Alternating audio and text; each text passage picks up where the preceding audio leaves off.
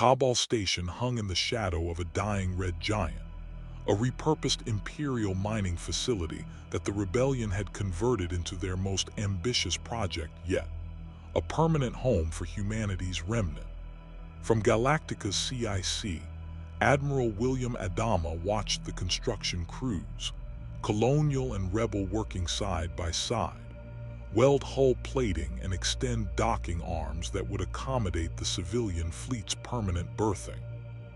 3 months, 90 days since the Battle of Haven 7, 90 days of relative peace that felt more dangerous than open warfare because it made people believe sanctuary was possible. Adama knew better. "Morning report, Colonel," he said as Saul Tigg entered CIC with 2 cups of coffee, real coffee, not the synthetic sludge they'd been drinking since the fall. The rebels had resources the colonies never dreamed of, spread across thousands of systems. It was disorienting, this abundance after months of scarcity. "Chief Tyrrell says Galactica's port flight pod is finally operational again," Tigg reported, handing Adama his cup. "Rebel engineers installed some kind of enhanced structural field generator. Says it'll handle launch stresses better than the original design, which is saying something considering this old girl's been flying since before we were born." And the civilian fleet. Settling in, most families have moved to Kobol Station's residential sections. Some of the younger ones are actually talking about staying permanently, building lives here. Tigg's voice carried the skepticism of a man who'd learned not to trust peace. "Roslin's even talking about establishing a provisional government, integrating with the Alliance's political structure." "She's a politician," Adama said. "She needs to believe in futures. We're military, we prepare for threats." "Speaking of threats, we've got a situation." Tigg gestured to the tactical display. Long-range sensors picked up hyperspace signatures near the Tyngel arm. Imperial Star destroyers, at least a squadron, conducting what looks like search patterns. They're getting closer to this sector. Adama studied the display, his tactical mind calculating vectors and probabilities. The Empire controlled thousands of systems and had been hunting the rebellion for years without finding their main bases. But the Colonial Fleet's arrival had changed the equation. New ships, new technology, new energy signatures that didn't match anything in Imperial databases. They'd left a trail, and the Empire was following it. "How long before they reach this sector?" Adama asked. "At current search pace, maybe 2 weeks, maybe less if they get lucky." "There's no such thing as luck in war, Saul, just preparation and paranoia." Adama turned to duel at communications. "Get me General Dadana and President Roslin. Command briefing in 30 minutes. And tell Apollo I want a full CAP schedule revision, extended range patrols, electronic countermeasures active at all times. If the Empire's hunting, I want to know before they find us." The command briefing took place in what had been the station's old mining control center, now converted into a joint Colonial Rebel strategic operations room. The walls displayed holographic star charts that would have seemed like magic 3 months ago, but now were simply another tool in an arsenal that had expanded beyond colonial imagination. President Laura Roslin sat at the head of the table, her illness in remission, but the weight of leadership aging her visibly. Beside her, Mon Mothma represented the rebellion's civilian authority, while General Dadana commanded military operations. Ahsoka Tano stood near the viewport, her distinctive montrals and head tails marking her as one of the few non-humans most colonials interacted with regularly. And scattered around the table were representatives from both fleets, colonial officers and rebel commanders, who'd learned to work together through necessity and mutual respect. The Empire is conducting systematic searches of the Outer Rim, Adama said, highlighting sectors on the star chart. We've lost contact with 3 rebel cells in the last week. No distress calls, no warning, just silence. That's Vader's signature. He doesn't negotiate or intimidate. He just eliminates. Vader, Adama asked from his position beside his father. We've heard that name before, but who is he exactly? Ahsoka's expression darkened. Darth Vader is the Emperor's enforcer, a Sith Lord, a wielder of the dark side of the Force. He's responsible for hunting down and killing most of the surviving Jedi after Order 66. He's also, she paused, pain flickering across her features. He's also one of the most skilled tacticians in the galaxy. He was a brilliant general during the Clone Wars before he fell to darkness. One man. Starbuck's voice carried characteristic skepticism from where she leaned against the wall.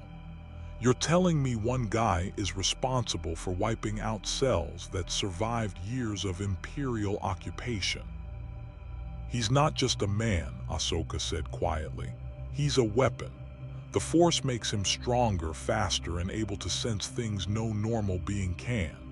He can deflect blaster bolts with his lightsaber, choke people to death without touching them, and survive injuries that would kill anyone else. And worse, he's absolutely loyal to the Emperor. No mercy, no hesitation, no moral doubt. Sounds like a Cylon, Tig muttered. Religious conviction and military efficiency in one package. The Cylons are predictable, Adama said. They follow patterns, worship their god through genocide. This Vader, he's something else. A human who chose darkness. That makes him more dangerous because he understands what he's fighting in ways machines never can. Mon Mothma leaned forward.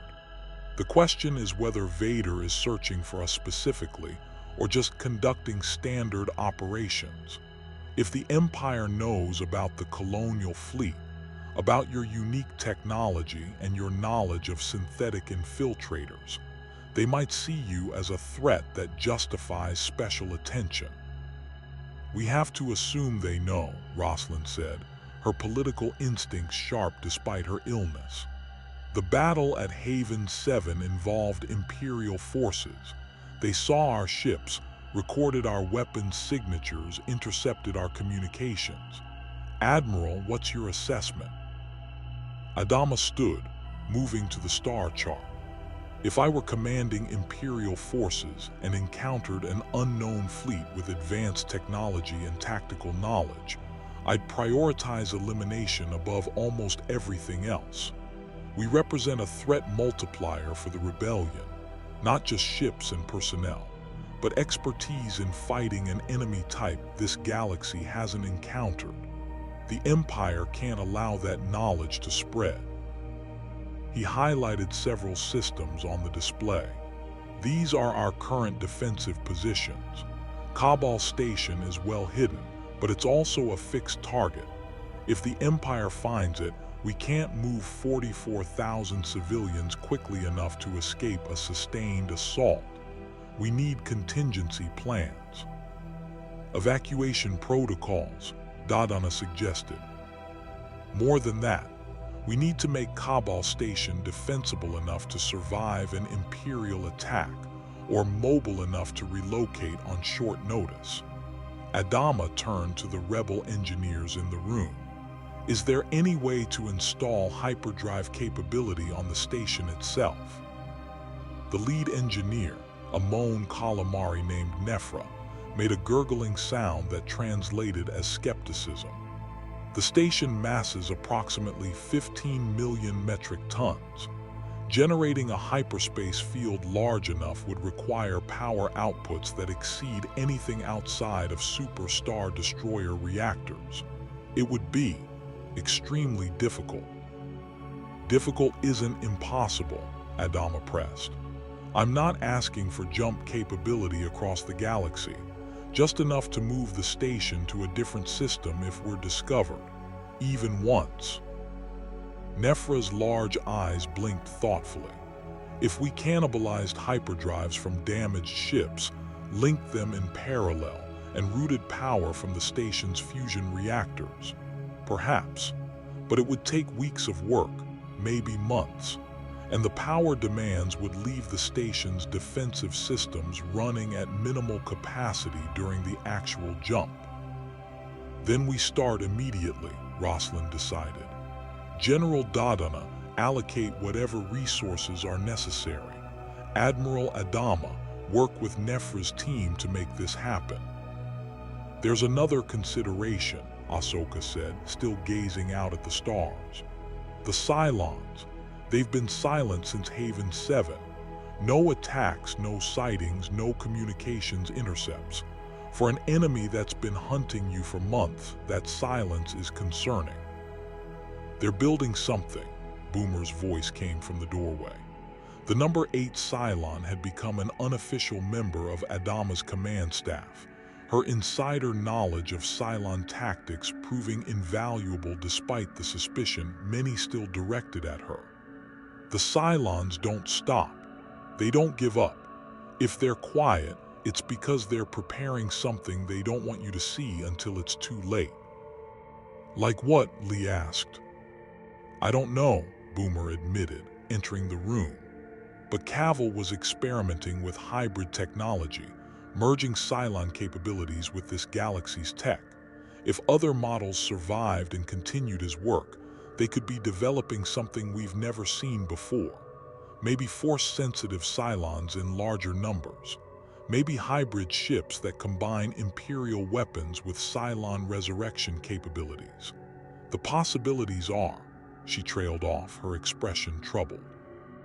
Nightmare fuel, Starbuck finished. Great. So we've got the Empire hunting us with their dark wizard enforcer, and the Cylons are cooking up force-powered Terminators. Anything else want to kill us this week? As if in answer, alarms wailed throughout the station. Contact, a rebel sensor operator shouted from his console.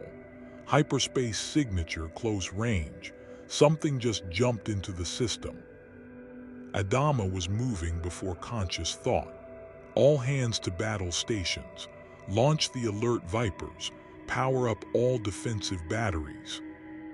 Sir, it's not a large contact, Gita called out, his fingers flying across his console.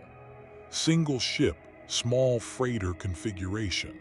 They're broadcasting rebel identification codes. It's the Millennium Falcon. The tension in the room shifted from combat readiness to confusion. Dadana moved to the comm station. The Falcon. What's Han doing here? He's supposed to be on a supply run to Tatooine. The comm crackled to life with a voice that carried the distinctive mix of arrogance and charm that seemed to be universal across galaxies. Kobol Station. This is Captain Han Solo requesting immediate docking clearance. I've got critical intelligence, and approximately 15 minutes before the company I picked up catches up with me. Company? Mon Mothma asked sharply. Captain Solo, clarify, what company? The Imperial kind, Solo replied, and now his voice carried genuine urgency.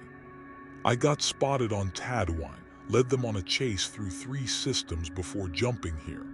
I thought I lost them, but my navicomputer's picking up hyperspace wakes about 20 light minutes out. Admiral Adama, if you're listening, you're about to have Imperial Star Destroyers on your doorstep, and they're coming in hot. Adama felt the universe crystallize into tactical clarity. The Empire hadn't found Kobol Station through systematic searching. They'd followed one of their own targets directly to it. The Millennium Falcon had led them straight to humanity's sanctuary. Clear the Falcon for emergency landing, he ordered. All civilian ships begin evacuation procedures. Military vessels form defensive perimeter.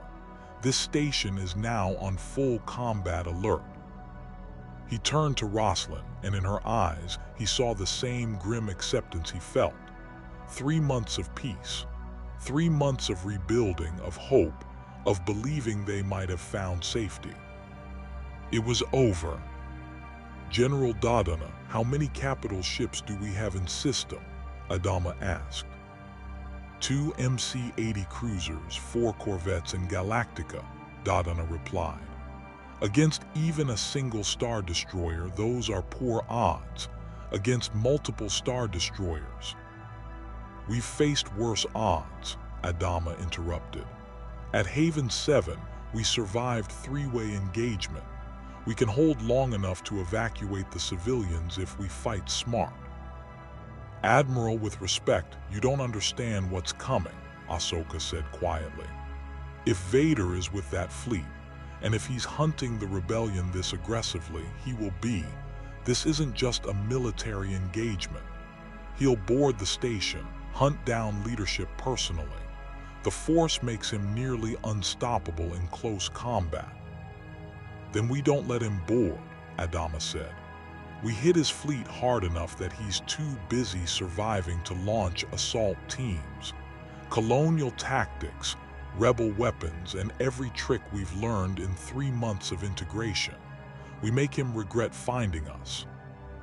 The Millennium Falcon landed with the controlled chaos of a ship that had escaped Imperial capture more times than its captain could count.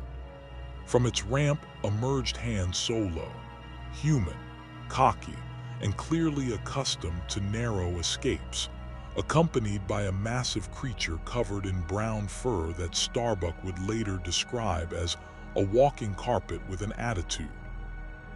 Chewbacca and I were just minding our own business, Solo said, striding into the command center like he owned it, when Imperial intelligence decided Tatooine was worth a visit.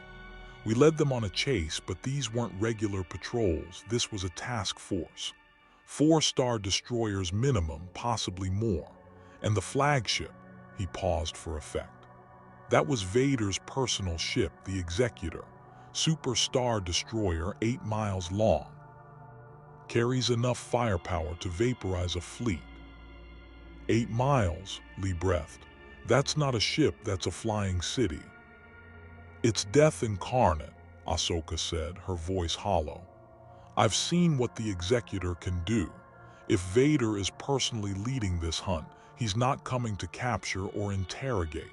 He's coming to erase this base and everyone in it. Adama looked around the command center at the faces that had become familiar over 3 months. Colonial and rebel, human and alien, soldier and civilian. They'd built something here. Not just a base, but hope. The fragile belief that maybe, just maybe, humanity could survive in this galaxy far from home. And now Darth Vader was coming to destroy it. Then we show him why humanity survived the Cylons, Adama said quietly. Not because we're stronger or better armed, because we refuse to die. General Adama, begin evacuation of non-essential personnel. President Roslin, coordinate with Mon Mothma on civilian transport. Lee, get every pilot to their ships. I want the largest combat air patrol we can field. Starbuck, work with Solo on evasive maneuvers. He's clearly good at running from Imperials. Hey, Solo protested. I prefer tactically withdrawing with style. Call it whatever you want, Adama replied. But you're going to teach our pilots how to do it in the next 15 minutes. And someone get me Chief Tyrrell. I want to know if those makeshift hyperdrives for the station are even remotely functional. Sir, Gita called out from sensors. I'm reading multiple hyperspace signatures. They're here. On the main display, space tore open as Imperial Star Destroyers emerged from hyperspace like ancient sea monsters rising from the deep. 1, 2, 3, 4. Massive wedge-shaped vessels that dwarfed everything in the system except the gas giant they orbited. And behind them, larger than imagination, came the Executor. 8 miles of Imperial engineering designed for one purpose: absolute domination. Its hull bristled with thousands of weapons. Its hangar bays could carry entire armies, and on its bridge stood a figure clad in black armor, sustained by machinery and dark side power, feared across the galaxy as the Emperor's most terrible servant. Darth Vader had arrived, and he had come to kill them all. Adama stood at his post in CIC, watching the impossible odds assemble before him. Behind him, the crew worked with focused intensity, preparing for a battle they might not survive. Around the station, 44,000 civilians scrambled for evacuation ships, clutching what remained of their lives. He thought about Caprica, burning under nuclear fire. He thought about the 12 colonies, reduced to radioactive ash by the Cylons. He thought about every jump, every battle, every impossible choice that had kept humanity alive against genocidal machines. And he thought, not again, not today, not while I'm still breathing. All ships, this is Admiral Adama, he said, his voice carrying across every channel. The Empire has found us. Darth Vader has come to finish what the Cylons started, but we've died before, our worlds, our civilization, our certainty about the universe. And we're still here, still fighting, still human. He paused, letting the words settle.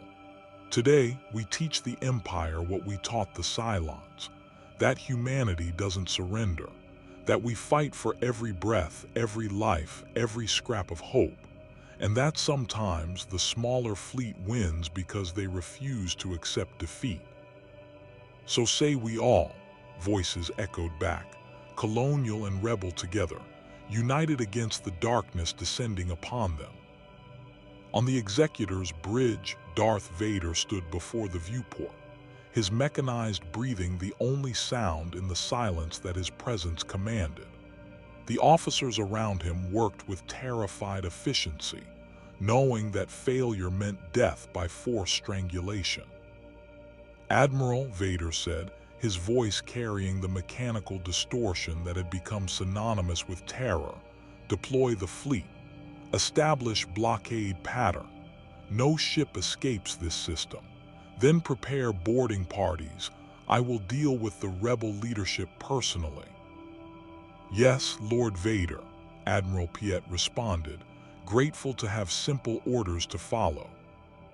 Vader stared at the tactical display showing the rebel station and the mismatched fleet defending it. The Emperor had been clear. This new element, this Colonial Fleet, with their strange technology and dangerous knowledge, represented a threat to imperial order. They claimed to be from another reality, refugees from a war against synthetic beings. Vader had no interest in their origin story, only their elimination. He could feel something through the Force, something unusual about one of the ships. The Battlestar called Galactica carried a presence that was neither Jedi nor Sith, neither light nor dark. It was simply absent from the Force, as if the ship and its crew existed in a blind spot in the cosmic energy that bound all living things. It intrigued him briefly. Then he returned his attention to the task at hand, destroying everything in this system, and teaching the rebellion that there was no sanctuary the Empire could not reach. Begin the attack, Vader commanded. And the Battle of Kobol Station began. The Imperial fleet moved with the inexorable patience of overwhelming force. Star destroyers maneuvered into position like pieces on a chessboard, their turbolaser batteries tracking targets with the precision of predators that had never known defeat. TIE fighters poured from launch bays in streams of hexagonal death, thousands of them forming attack waves that blotted out the stars. Against this armada stood Galactica, 2 Mon Calamari cruisers, 4 rebel corvettes, and approximately 60 starfighters, Colonial Vipers and Rebel X-Wings flying in mixed formations that had been drilled relentlessly over 3 months of integration.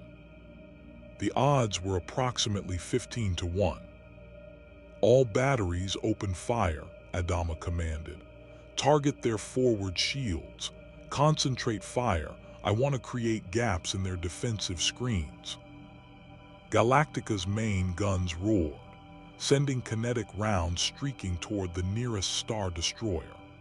The Mon Calamari cruisers added their turbolaser batteries to the assault, red-orange bolts that splashed against Imperial shields in brilliant cascades of dissipating energy. The Star Destroyer's shields held, absorbing the punishment with barely a flicker, and returned fire with the contemptuous ease of superior technology. Emerald turbolaser blasts carved through space, each shot capable of vaporizing a corvette. The rebel ships danced through the fire with desperate grace, their captains knowing that a single hit could end them. Galactica, too massive to evade, simply absorbed the hits against her thick armor plating, each impact sending shudders through the old Battlestar's frame. "Damage report," Tig called out. "Multiple hits across the port side," Gita responded, his voice tight. "Armor's holding, but we can't take sustained fire like this. Those turbolasers pack more punch than anything the Cylons ever threw at us." "Then we don't give them sustained firing solutions," Adama said. He turned to the helm. "Evasive pattern Delta 7. Use the station's mass as cover. Make them work for every shot." Galactica maneuvered with surprising agility for her bulk, sliding into the shadow of Kobol Station's superstructure. The Star Destroyers adjusted their firing angles, but now they had to be careful. Stray shots that missed Galactica might hit the station itself, and Vader had ordered the base taken intact for intelligence value.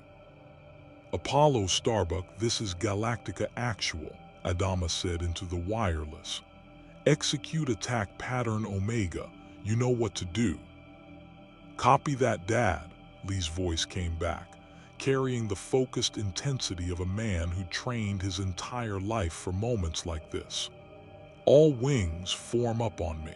We're going after their command ship." In the black between stars, 60 starfighters broke from defensive positions and accelerated toward the Executor with suicidal determination. They flew in a formation that blended colonial assault tactics with rebel attack runs, tight pairs covering each other, constant jinking, and weaving to avoid the wall of fire that rose to meet them. TIE fighters swarmed to intercept. The engagement became a furball of dogfighting that would have been beautiful if it weren't so deadly. Vipers and X-Wings had advantages the Imperials didn't expect. Colonial pilots trained to fight Cylons who learned and adapted, rebel pilots who'd survived against impossible odds through creativity and desperation. Together, they were something the Empire's rigid doctrine hadn't encountered before. Starbuck's Viper rolled through a burst of laser fire that should have killed her, came up behind a TIE fighter, and sent kinetic rounds through its unshielded hull. The Imperial craft exploded, and she was already moving to her next target, her hands on the controls moving with the instinctive grace of a natural killer. "Gods, these things are fragile," she laughed over the comm, adrenaline singing in her voice. "It's like shooting skeets." "Don't get cocky," Han Solo's voice cut in from the Millennium Falcon, which had joined the fighter screen despite being technically a freighter. "There's thousands of them and dozens of us. Math catches up eventually." "Then we make the math cry," Starbuck replied, sending another TIE spinning into oblivion. Lee led his squadron through the chaos with calculated precision, calling out threats and coordinating fire with the discipline his father had drilled into him since childhood. The Executor loomed before them, so massive it seemed less like a ship and more like a mobile fortress that could swallow entire fleets. "Red Leader, this is Apollo," Lee transmitted to the rebel squadron commander. "We're going after the shield generators, same tactic that worked on regular Star Destroyers. Hit them with everything we've got." "Copy, Apollo. All Red Squadron, torpedo run on the Executor's port shield generator. Lock S-foils in attack position."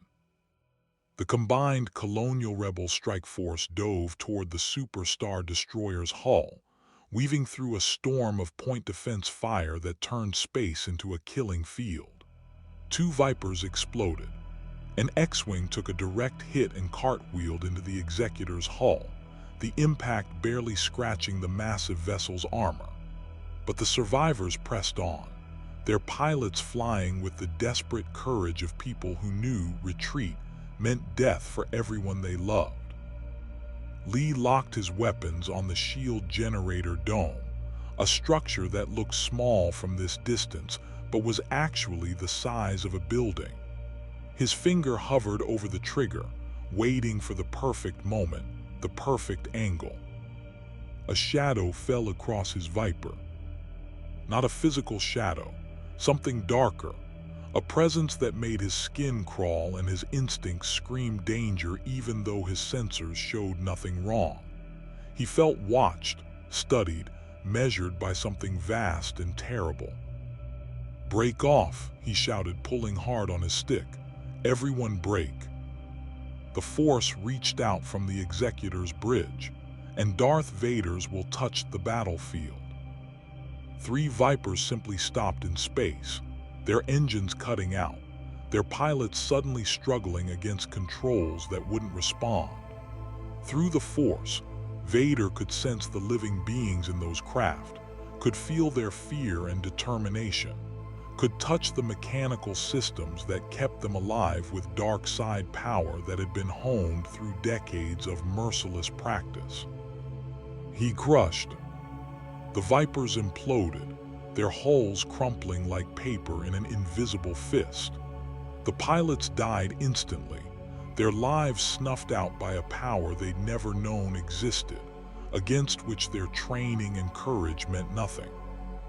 "What the frack?" Starbuck's voice carried shock and fury. "Did those ships just, how did?" "It's Vader," Ahsoka's voice cut across all channels, transmitted from the station. "He's using the Force directly against your fighters. You need to scatter. Don't give him concentrated targets." "Scatter?" Lee's voice was tight with horror at what he'd just witnessed. "We're trying to take out their shields. If we scatter, we lose attack cohesion." "If you don't scatter, he'll kill you all," Ahsoka replied. "The Force gives him reach beyond any weapon. Lee, pull your people back now." Lee made the call that every combat leader dreads. "All wings, break off attack run. Return to defensive positions around the station. Move." The starfighter force disengaged, leaving the Executor's shields intact but keeping their pilots alive. As they fell back, more TIE fighters poured after them like angry insects, pressing the attack. On Galactica's CIC, Adama watched the tactical display with grim understanding. They just learned a terrible lesson. Conventional tactics didn't work against an enemy who could kill with his mind. "Sir, we're receiving casualty reports," Duela said quietly. 7 Vipers destroyed, 4 X-Wings. Pilots are reporting that some kills weren't from weapons fire, ships just stopped working and crushed themselves. "The Force," Adama said, the word tasting bitter. "He's using this Force ability as a weapon." He turned to the comm. "Get me Ahsoka Tano. I need to know the limitations of what we're facing." Ahsoka stood in the station's command center, her senses extended through the Force, feeling the battle rage around her. She could sense Vader's presence like a black hole in the cosmic energy, a void that consumed light and hope, sustained by pain and absolute conviction in the dark side's power. She'd known Vader once before he fell, before he became a monster. The memories brought pain that never quite healed, but she pushed them aside. Now wasn't the time for grief. Now was the time for war. Commander Ahsoka, Admiral Adama is requesting tactical consultation, a rebel officer said. Ahsoka moved to the comm station. Admiral, I'm here. These force abilities, Adama's voice carried the focused intensity of a man processing new threat parameters in real time. How do we fight someone who can kill our pilots without firing a shot? You don't fight him directly, Ahsoka said. Vader's power through the Force is immense, but it requires concentration and proximity. He can affect nearby ships, but not across the entire battlefield simultaneously. Keep your forces dispersed, stay out of direct line of sight from the Executor, and focus on targets he can't personally defend. So we fight everywhere except where he is, Adama said, understanding immediately. Divide his attention, force him to choose which battles to personally intervene in. Exactly, and Admiral, there's something else you should know. The Force flows through all living things but your people. You're different. I can barely sense colonials through the Force. It's like you're muted somehow, harder to detect and affect. That might give you an advantage. Vader can't grip what he can't fully sense.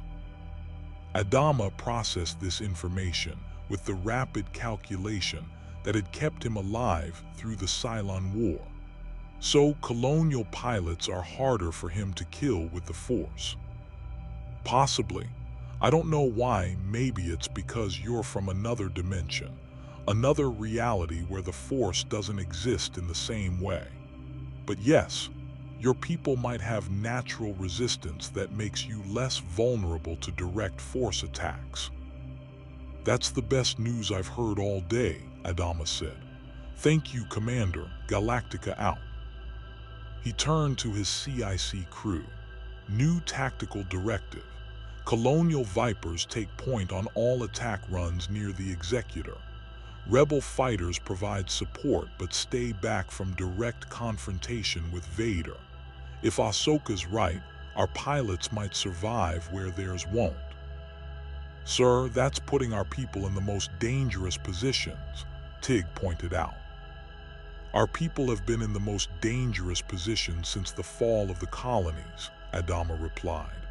At least now we know why. Duel, fleet-wide transmission. I want every pilot to know about this Force resistance. It might save lives. Sir, we're receiving transmission from the Executor, Duela interrupted. They're hailing us directly. Put it through.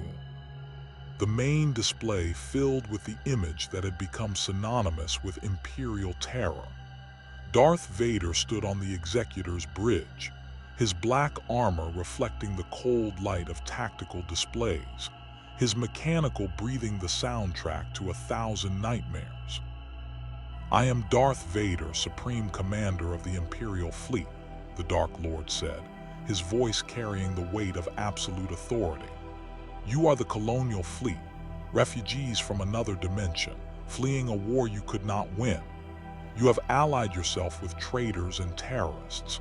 You possess knowledge of synthetic infiltrators that the Emperor considers dangerous to Imperial security. You will surrender your fleet immediately, submit to Imperial authority, and provide complete intelligence on your origin and technology. Comply, and your civilian population will be interned humanely. Refuse, and you will be destroyed. Adama stood at the CIC railing, facing the image of this dark enforcer who thought overwhelming power could break human will.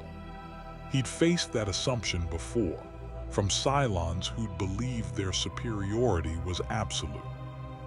They'd been wrong too. Lord Vader, Adama said, his voice calm and measured. I am Admiral William Adama of the Colonial Fleet. We are refugees, yes. We fled genocide. We crossed dimensions to escape extinction. And we found a galaxy where another empire thinks it can dictate who lives and who dies based on might rather than right. He paused, then continued with quiet steel. We've faced extinction before. We survived it. We fought enemies who outnumbered us, who outgunned us, who had every advantage except the will to keep fighting. And we're still here. So here's my response to your demand. Come take us if you can. But know that every colonial who dies will make you pay in blood. We don't surrender. We don't submit. We survive. That's what we do. For a long moment, Vader was silent. Then, with something that might have been respect or might have been contempt, it was impossible to tell through the mask, he spoke again. So be it. Your courage is admirable, but courage cannot stop turbolacers. Conviction cannot deflect the Force. You have chosen death. I will grant your wish. The transmission cut. Well, Tig said into the silence that followed. That went about as well as expected. He gave us the chance to surrender, Adama said. That means he's not certain of victory. He's worried about casualties, about cost. That's leverage. Sir, the Imperial fleet is advancing, Gita reported. All star destroyers moving to engagement range. They're preparing for sustained bombardment. Adama watched the tactical display, his mind racing through scenarios and probabilities. They couldn't win a straight fight. The Empire had too much firepower, too many ships, and a commander who could kill with his mind. But winning a straight fight had never been the plan. Activate Protocol Exodus, he said quietly. Everyone in CIC turned to stare at him. Protocol Exodus was the nightmare scenario, the emergency evacuation protocol they developed but never wanted to use. It meant abandoning Kobol Station, scattering the civilian fleet across dozens of systems, and running once again into the unknown. Bill, Tig said carefully, if we run now, the Empire will hunt down every civilian ship. We can't protect them if we scatter. We can't protect them if we're dead, Adama replied. General Dodona was right. We don't have the firepower to stop this fleet, but we can make them pay so dearly for this victory that they think twice before hunting us again. We make this the most expensive win the Empire's ever had. He turned to the comm. All civilian ships, this is Admiral Adama. Begin emergency evacuation. Coordinates are being transmitted now, scatter pattern Epsilon. Jump to designated rally points and wait for military escort. Do not, under any circumstances, engage Imperial forces. Your job is to survive. Our job is to buy you time. Throughout Kobol Station, alarms wailed as 44,000 people scrambled for evacuation ships. Families grabbed what they could carry. Children clutched toys and parents. The elderly moved with the determined shuffle of people who'd evacuated before and knew the drill. In 3 months, the station had become home. Now it was becoming memory. President Roslin stood in the main evacuation corridor, helping direct traffic with Mon Mothma beside her. The two leaders had formed an unlikely partnership. The cancer-stricken former education secretary and the cultured rebel senator, united by the conviction that civilization was worth preserving even when empires tried to crush it.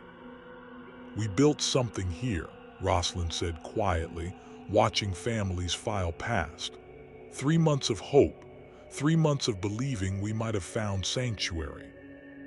Hope isn't measured in months, Mon Mothma replied. It's measured in the choices we make when hope seems impossible. Your people are evacuating in order, helping each other, staying calm. That's hope in action. That's civilization surviving even when the buildings burn. The Admiral's going to do something heroic and probably suicidal to buy us evacuation time, isn't he? Roslin asked. Almost certainly, Mon Mothma confirmed. It's what military leaders do when they love their people more than their lives. Rosalind nodded slowly. Then we make sure his sacrifice isn't wasted. Every person who gets on a ship, every family that escapes, that's victory. That's how we beat the Empire. We outlast them, outbreed them, and outlive their cruelty. On Galactica's flight deck, pilots sprinted to their Vipers with the controlled urgency of combat launches. Starbuck strapped into her cockpit, her hands moving through pre-flight checks with muscle memory precision, while her mind processed what Adama had just ordered. Protocol Exodus meant a fighting retreat. It meant sacrificing military assets to save civilians. It meant some pilots weren't coming back. She'd made peace with dying a long time ago. Since the fall, really. Every day alive was borrowed time, every mission a chance to make her death mean something. But she'd hoped, stupidly, naively hoped, that maybe this time they'd found a place to stop running. Starbuck, this is Apollo. Lee's voice in her headset calmed despite the chaos. You ready for this? Ready to piss off a dark wizard and his fleet of flying doom triangles, Starbuck replied. Born ready. What's the plan? We keep them busy while the civilians jump, Lee said. Hit and run, harassment attacks, anything to keep their attention on us instead of the evacuation ships. Dad's pulling the old Galactica trick. We're the bait. Story of our lives, Starbuck muttered. All wings sound off. Let's show these Imperial bastards how Colonial pilots fly. On the Executor's bridge, Darth Vader watched the tactical display as the Rebel base erupted into organized chaos. Ships were launching, scattering, jumping to hyperspace in dozens of different directions. The Colonial Fleet was covering the evacuation with aggressive harassment attacks that kept his Star Destroyers from achieving firing solutions on the fleeing transports. It was tactically sound, professionally executed, exactly what Vader would have ordered in Adama's position. Admiral Piet, deploy TIE bombers, Vader commanded. Target the Battlestar. I want it disabled, not destroyed. It will serve as an example of Imperial power. Yes, Lord Vader. Through the Force, Vader reached out across the battlefield, sensing the flow of life and death, the ebb and surge of combat. He could feel the rebel pilots' fear and determination, could sense the civilians fleeing in terror, could touch the minds of his own forces and feel their absolute loyalty born of terror and indoctrination. But the Colonial pilots, they were strange, muted, like trying to sense shapes through fog. He could still affect them with the Force, but it required more concentration, more effort. It was interesting. The Dark Lord had not felt interested in an opponent for a long time. Prepare my shuttle, Vader said suddenly. I will board the station personally and deal with the rebel leadership. They will not escape justice. My lord, the station is still heavily defended. The Force is with me, Vader said, and in his voice was the absolute certainty of a man who'd killed hundreds personally and commanded the deaths of billions. No defense can stand against the dark side. Admiral, you have command. Destroy any ship that attempts to interfere with my boarding action. Vader strode from the bridge, his cape billowing behind him, his mechanical breathing echoing in the corridors that cleared before him. Stormtroopers fell in as his escort, 500 1st Legion veterans who'd served with him since the Clone Wars. They knew what was coming. Their master was going to war. And when Darth Vader went to war personally, worlds trembled. The Lambda-class shuttle cut through the chaos of battle like a blade through flesh, its shields absorbing hits that would have destroyed lesser craft.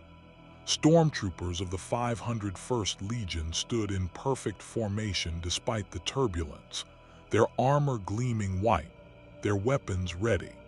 And at their center stood Darth Vader, his presence a void in the Force that seemed to swallow hope itself. "Lord Vader, we're approaching the station's main hangar," the pilot reported, his voice tight with the professional fear of those who serve the Dark Lord. "Sensors indicate heavy defensive positions, automated turrets, at least 2 platoons of rebel soldiers, and..." He paused, checking his readouts. "Sir, I'm detecting something unusual. The defenders include colonial personnel and their life signs are odd, weaker than normal humans on our sensors." "The Force flows differently through them," Vader said, his mechanized breathing filling the shuttle. "They are from another dimension, but they still bleed, they still die. Proceed." The shuttle blasted through the hangar's emergency shields, which collapsed under sustained fire from the escort TIE fighters. It landed with hydraulic precision, and the assault ramp dropped before the craft had fully settled. Vader strode down the ramp into a storm of blaster fire. Colonial Marines and rebel soldiers had fortified the hangar with desperate efficiency, barricades of cargo containers, overlapping fields of fire, heavy weapons positioned for maximum effect. They opened up with everything they had, blaster bolts and kinetic rounds converging on the shuttle in a wall of death that should have shredded anything living. Vader raised his hand. The Force bent to his will, and the incoming fire simply stopped. Blaster bolts hung frozen in the air like angry insects trapped in amber. Kinetic rounds from colonial weapons halted mid-flight, their momentum absorbed by dark side power. For a heartbeat, the defenders stared in disbelief at the impossibility before them. Then Vader clenched his fist, and every suspended projectile reversed course. The defenders' own weapons' fire slammed back into them with lethal precision. Colonial Marines dove for cover as their own bullets tore through barricades. Rebel soldiers screamed as blaster bolts they'd fired found them with unerring accuracy. In seconds, the first defensive line collapsed into chaos. "Forward," Vader commanded, igniting his lightsaber. The crimson blade hummed to life, casting blood-red shadows across the hangar. "Show no mercy. Leave no survivors who resist." The 501st Legion advanced with mechanical efficiency, their training and imperial indoctrination making them extensions of Vader's will. But the defenders weren't broken yet. From secondary positions, more fire erupted, heavy repeating blasters that could punch through stormtrooper armor, colonial frag grenades that exploded with devastating fragmentation, and something the Imperials had never encountered before. A Viper, damaged but functional, screamed across the hangar deck with guns blazing. Starbuck had crash-landed 10 minutes earlier. Her Bird 2 shot up to return to combat, but still capable of one last run. She'd heard Vader was boarding and made a snap decision that was either brilliant or suicidal, probably both. Now she flew at deck level, her kinetic cannons ripping through stormtrooper formations with savage efficiency.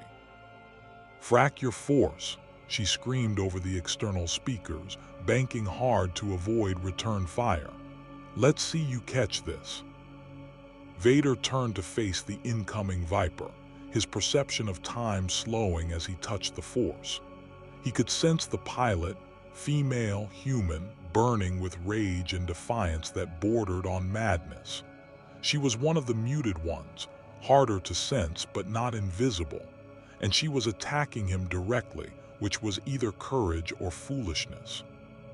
He decided it was both. Vader extended his hand, reaching out through the Force to grip the Viper's mechanical systems. But unlike the craft he'd crushed earlier in the void of space, this one resisted. The ship's systems were analog, mechanical, without the sophisticated electronics that made most modern craft vulnerable to Force manipulation. And the pilot's presence in the Force was like trying to grab smoke. She was there but not fully there, as if one foot remained in a reality the Force couldn't quite touch. The Viper's guns kept firing. Vader was forced to deflect with his lightsaber, the crimson blade batting aside kinetic rounds in a blur of movement that pushed even his enhanced reflexes. The Viper screamed past him, meters away, and he felt the pilot's defiant joy at having survived a direct confrontation with the galaxy's most feared enforcer. Then the hangar's blast doors began to seal, automated emergency protocols trying to contain the Imperial incursion. Starbuck's Viper banked hard for the exit, her last act of defiance complete. She'd bought the defenders precious seconds and proven that Vader could be challenged. Sometimes that was enough. Vader watched the Viper escape, then turned his attention to the remaining defenders. "Seal the hangar," he commanded the 501st. "Establish perimeter. I will proceed to the command center alone." "My lord, the corridors may be trapped," a stormtrooper captain began. "I am aware," Vader interrupted, already moving toward the interior doors. "Your concern is unnecessary. The Force will guide me." He strode into Kobol Station's corridors, his lightsaber extinguished but ready, his senses extended through the Force. The station was alive with fear and determination, thousands of beings fleeing, fighting, desperately trying to hold territory long enough for evacuation to complete. He could sense their terror, could feel it feeding the dark side, making him stronger. But beneath that terror was something else: defiance, the absolute refusal to surrender even when defeat was certain. Vader had encountered such spirit before, in the Jedi who'd faced him during the Purge. Most had died well, fighting to their last breath with the light side sustaining them. These Colonials weren't Jedi. They had no connection to the Force, no mystical power to sustain them. But they had something else, a kind of stubborn, scarred resilience that came from surviving apocalypse. They'd already lost everything once and refused to lose what remained. It was almost admirable. Almost. Ahsoka Tano felt Vader's presence the moment he boarded the station. The dark side aura he projected was like a wound in the Force, corrupting everything it touched. She'd been preparing for this confrontation since Haven 7, since the moment she'd learned the Colonial Fleet was in this galaxy, and Vader would inevitably come hunting them. She'd hoped for more time, but hope rarely aligned with necessity. "Commander Tano," Boomer said, appearing beside her in the command center. The number 8 Cylon had been coordinating defense efforts, her knowledge of both Colonial and Cylon tactics proving invaluable. "Vader's in Section 7, moving towards Central Command. Our defense teams are slowing him down but not stopping him. Nothing's stopping him." "I know," Ahsoka said quietly. "I can sense him. He's stronger than he was during the Clone Wars. The dark side has consumed everything he once was." She turned to face Boomer directly. "I need you to do something that's going to sound insane." "I'm a Cylon helping humans fight an empire in a galaxy I don't belong in," Boomer replied dryly. "Insane is relative. What do you need?" "Vader can sense living beings through the Force. He uses that to anticipate attacks, to know where defenders are hiding, to crush resistance before it can organize. But you're a Cylon, synthetic life. Can he sense you the same way?" Boomer paused, processing the implications. "I don't know. The Force doesn't work the same way on Cylons as it does on humans. When Cavill tried to manipulate it, he had to hybrid himself with organic components. pure Cylon consciousness might be, invisible to the Force. Then you're going to test that theory, Ahsoka said. I'll confront Vader directly, keep his attention on me. While I'm doing that, you get behind him. If he can't sense you through the Force, you might be able to do what no Jedi has managed since the Purge. Kill Darth Vader, Boomer finished. That's optimistic. That's desperate, Ahsoka corrected. But desperate is all we have. Can you do it? Boomer checked her sidearm, a Colonial service pistol loaded with armor-piercing rounds. I'm a Cylon. We're very good at killing when we need to be. Just make sure you keep him busy long enough for me to take the shot. I'll keep him busy, Ahsoka promised, igniting her white lightsabers. Go. Vader moved through the station's corridors like a force of nature, his lightsaber cutting through bulkheads and defenders with equal efficiency. The Colonial Marines fought with admirable skill, using tactics that suggested extensive combat experience. They set ambushes, used the station's tight quarters to negate his advantage in reach, and coordinated fire with professional precision. It didn't matter.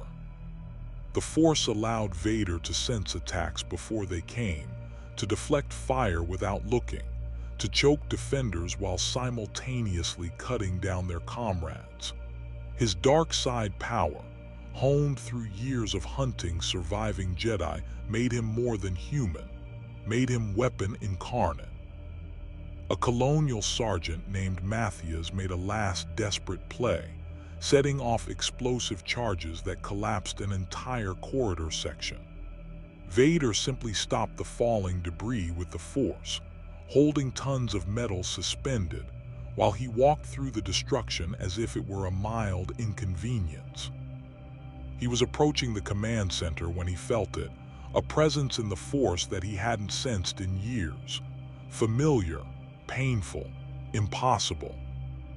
Ahsoka Tano stepped into the corridor ahead of him, her white lightsabers ignited, her stance that of a warrior who'd fought too many battles and lost too much but refused to stop fighting. "Hello, Anakin," she said quietly. Vader stopped. The name she'd used, his old name, the identity he'd murdered on Mustafar when he'd embraced the dark side, hung in the air between them like accusation and grief combined. "That name no longer has meaning," Vader said, his mechanized voice betraying no emotion. "I am Vader. You are Ahsoka Tano, former Jedi, marked for termination since Order 66. Your survival has been an anomaly. That ends today." "I survived because you taught me well," Ahsoka replied. "Everything I know about combat, about tactics, about never giving up, I learned from you when you were still Anakin Skywalker, before you became this." Her voice carried sorrow more than anger. "The man who trained me would never serve an empire that destroys freedom, would never hunt refugees fleeing genocide, would never." "Silence." Vader's voice carried force power that made the corridor walls tremble. "You know nothing of what I've become, nothing of the power I've gained. The Jedi were weak, Ahsoka. They clung to empty philosophies while the galaxy burned. I bring order. I bring peace through strength. And those who resist, those who harbor terrorists and aid traitors, must be eliminated." "Is that what the Emperor told you?" Ahsoka asked, her blades held in defensive guard. "Or is that what you tell yourself to justify the monster you've become?" Vader's response was immediate and terrible. He attacked. The lightsaber duel that followed would be spoken of in whispers by the few who witnessed it. Vader fought with the overwhelming power of the dark side, his blade work a storm of crimson death designed to crush through defense by sheer force. Every strike could have cleaved a lesser opponent in two. Every force push carried enough power to shatter bones. Ahsoka fought with the defensive mastery she developed over years of surviving alone against an empire that wanted her dead. She was smaller, weaker, using two blades to block attacks that came from a man who'd been the greatest duelist of the Jedi Order before his fall. But she was also driven by something Vader had lost, the memory of who he'd been, the hope that some fragment of Anakin Skywalker might still exist beneath the armor and hatred.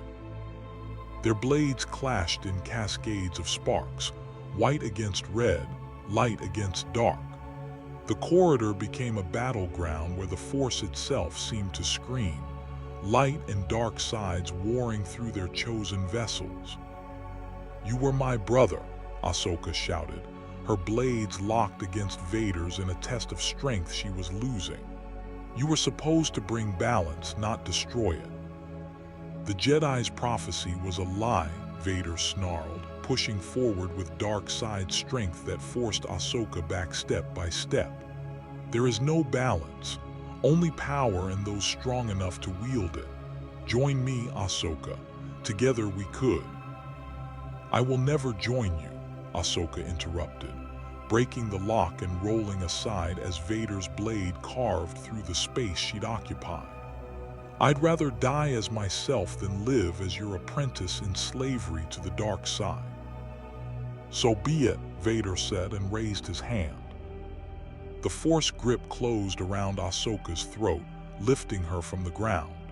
She struggled, using her own connection to the Force to resist, but Vader's power was immense, fed by decades of rage and pain and absolute conviction in his path.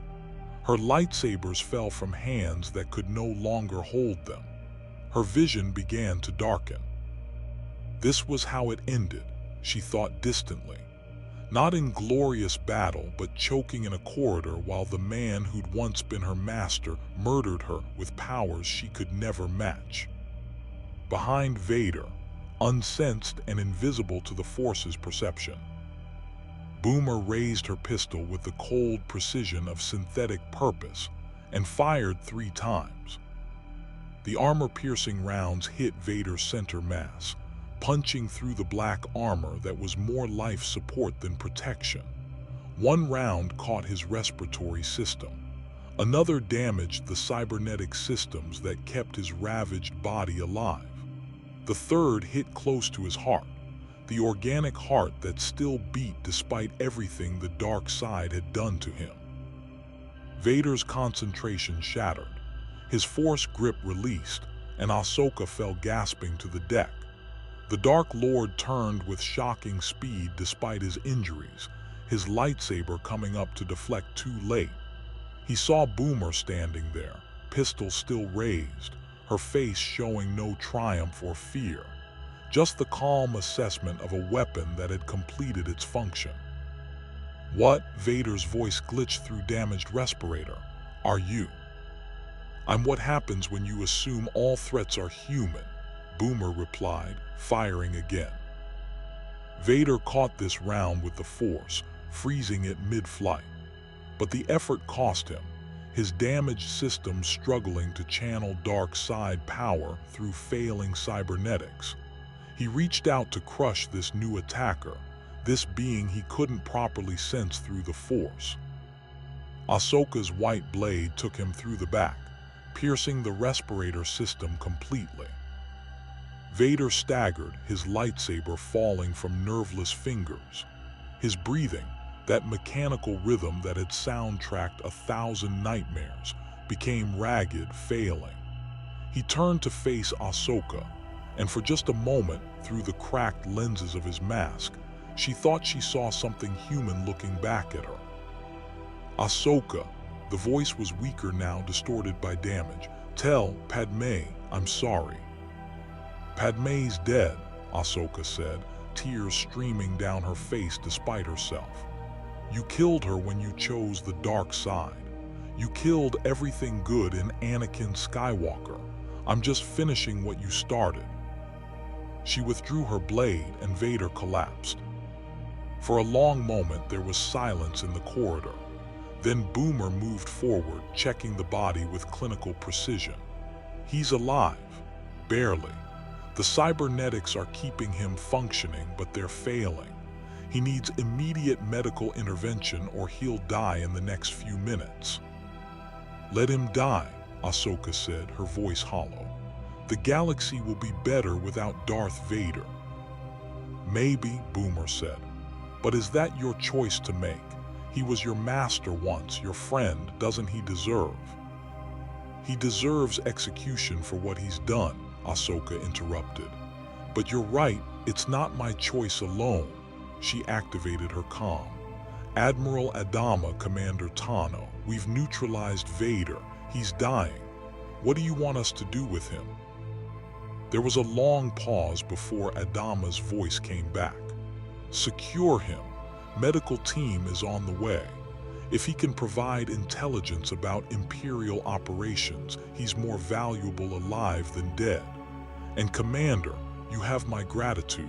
I know that wasn't easy. No, Ahsoka agreed quietly, looking at the broken form of the man who'd once been the galaxy's hope. It wasn't. On the Executor's bridge, Admiral Piet stared at the medical telemetry from Vader's armor with growing horror. Lord Vader is down. His vital signs are failing. All units converge on his last known location. But it was too late. The station's defenders had used Vader's boarding action as cover for the final phase of evacuation. While the Dark Lord had been fighting Ahsoka, the last civilian transports had jumped to hyperspace. The military vessels were pulling back, executing fighting retreats that kept Imperial forces engaged but prevented them from pursuing. Sir, the Colonial Battlestar is moving, a tactical officer reported. They're on a ramming course, directly for us. Piet's blood ran cold. On the tactical display, Galactica was accelerating toward the Executor with all engines burning. The old Battlestar was heavily damaged, listing to port, trailing atmosphere from dozens of breaches. But she was still coming, powered by the same stubborn refusal to die that characterized her entire crew. Evasive maneuvers, Piet ordered. All batteries target that ship, destroy it before. Sir, the other Mon Calamari cruisers are also on ramming courses. Another officer interrupted. Multiple rebel ships have gone to full sublight acceleration. They're all targeting us. It was a coordinated suicide attack. The Colonial Rebel fleet knew they couldn't win through conventional combat, so they were turning themselves into missiles, spending lives and ships to destroy the Executor and its commander. Except their commander was dying on an enemy station, and the price they were paying might be for nothing. Launch all fighters, Piet screamed. Concentrate fire if those ships reach us. In Galactica's CIC, Adama watched the Executor grow larger in the forward view screen. The Battlestar shook with hits from turbolaser fire, armor plating vaporizing, structural members failing. They wouldn't survive to make contact. The Empire's firepower was too much, the distance too great. But they didn't need to survive. They just needed to buy time. All hands, this is the Admiral, Adama said, his voice carrying throughout the dying ship. Abandon ship. All personnel to escape pods. This is not a request, that's an order. You've served with honor and courage. Now live to fight another day. Like hell, Tig said from beside him. You're not staying here alone, Bill. Someone has to keep her on course, Adama replied. Get to a pod, Saul, that's an order. Frack your orders, Tig said. We've been through too much for you to pull the noble sacrifice routine now. We leave together or not at all. Before Adama could argue, Gita spoke up from his station. Sir, I'm reading massive power fluctuations in the makeshift hyperdrives engineer Nephra installed. The damage from Imperial fire has compromised the containment fields.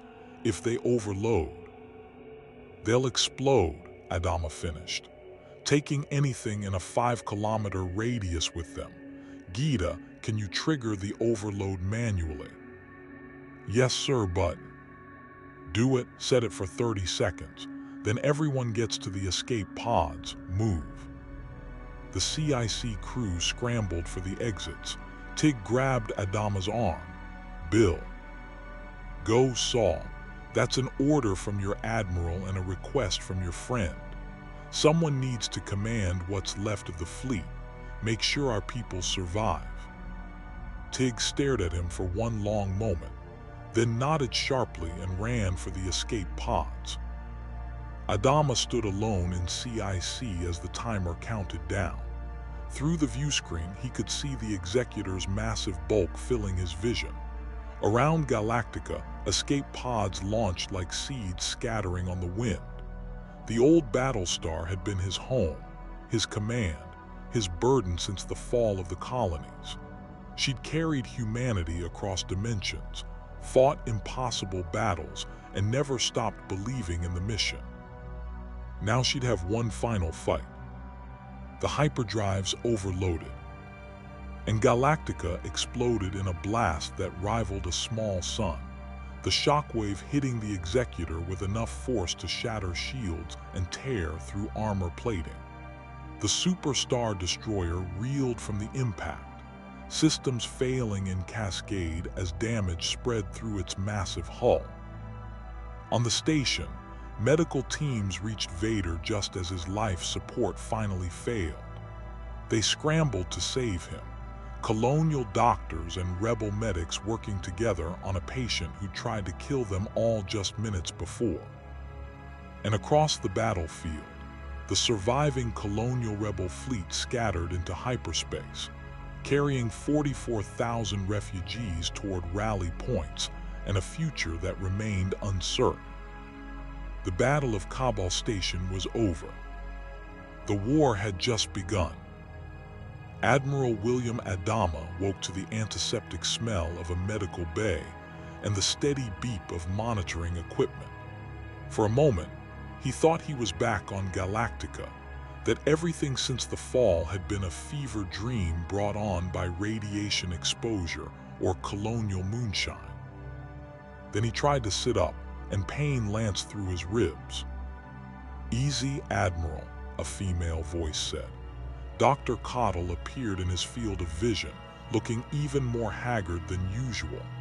"You've got 3 cracked ribs, a concussion, burns across 30% of your body, and enough radiation exposure that I'm amazed you're not glowing. The escape pod's shielding barely held." "The fleet," Adama's voice was rough, his throat raw from smoke inhalation. "Scattered across 6 systems. Casualties are still being tallied, but preliminary reports suggest we lost about 8,000 civilians and most of our military vessels. Galactica is gone. The Mon Calamari cruisers are gone. We're down to a handful of corvettes, some fighters and civilian ships that are barely holding together." Cottle paused. "But we survived. Again." 8,000, Adama repeated, the number settling on him like a physical weight. 8,000 names to add to the list of those who died under his command. 8,000 people who'd survived the fall, survived the Exodus, survived jumping to another galaxy, only to die defending a station that was now abandoned. "Sir, you need to see this," Cottle said, gesturing to a monitor. "It's been broadcasting across all rebel channels for the last 6 hours." The screen flickered to life, showing an Imperial broadcast. Emperor Palpatine's face, ancient, corrupt, radiating malevolence even through a holographic transmission, filled the display. "Citizens of the Empire," the Emperor's voice rasped, like death given speech. "The terrorist attack on our forces at the illegal rebel base designated Kobol Station has been repelled with total victory. The criminals who perpetrated this assault have been scattered and are being hunted across the galaxy. Lord Vader, wounded while heroically confronting the terrorists, is receiving treatment and will return to service shortly." The broadcast cut to footage of the Executor, heavily damaged but still operational, limping back to Imperial space under escort. Then to images of Kobol Station, empty and ravaged by battle, now occupied by Imperial forces who were methodically stripping it for intelligence.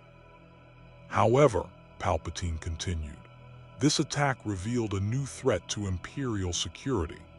The so-called Colonial Fleet, refugees from another dimension, have brought with them knowledge of synthetic infiltration and unconventional warfare that poses significant danger to galactic peace.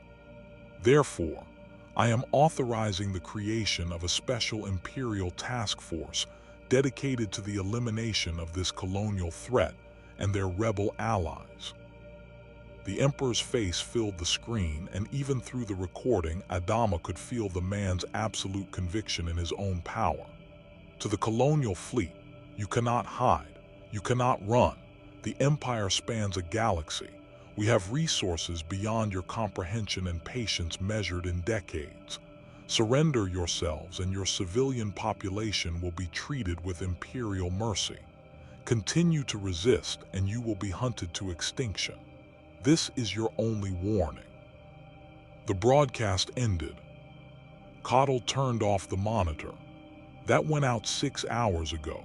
Since then, Imperial forces have been conducting aggressive sweeps across every sector they suspect might harbor refugees. They're not just hunting the rebellion anymore, they're hunting us specifically. Where are we? Adama asked, forcing himself to sit up despite the pain. Rebel medical frigate designated Hope's Promise, hiding in the Anode sector. President Roslin is 3 decks up, stable, but her cancer is progressing faster after the stress of evacuation. Colonel Tig is coordinating what's left of the military forces. Commander Ahsoka Tano is. Cottle paused. She's guarding our most unusual prisoner. Prisoner? Darth Vader. He survived barely. We've got him in a secured medical pod under constant supervision. He's in a medically induced coma while rebel doctors try to repair the damage to his life support systems. Cottle's expression was unreadable. There's a lot of debate about whether we should be saving him or executing him. Adama processed this information with the methodical calculation that had kept him alive through impossible situations. Vader, the Empire's enforcer, wounded and captured. It was an intelligence opportunity that couldn't be ignored. But it was also a ticking bomb.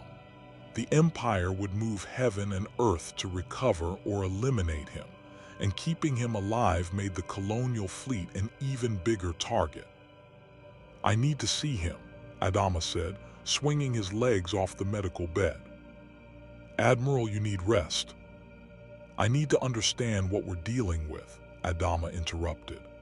Doctor, I've spent months hunting Cylons who looked human, who infiltrated our society, who killed with absolute conviction that they were doing God's will. Vader is the same thing, a weapon with religious certainty. I need to know if there's any humanity left in him, or if he's just another machine wrapped in flesh. Cottle sighed but didn't argue further. Fine, but you're taking a wheelchair, and if you collapse, I'm sedating you for a week. The secured medical pod was in the deepest section of the frigate, behind multiple security checkpoints manned by both Colonial Marines and rebel soldiers. Ahsoka Tano stood outside the main entrance, her lightsabers clipped to her belt, her expression troubled.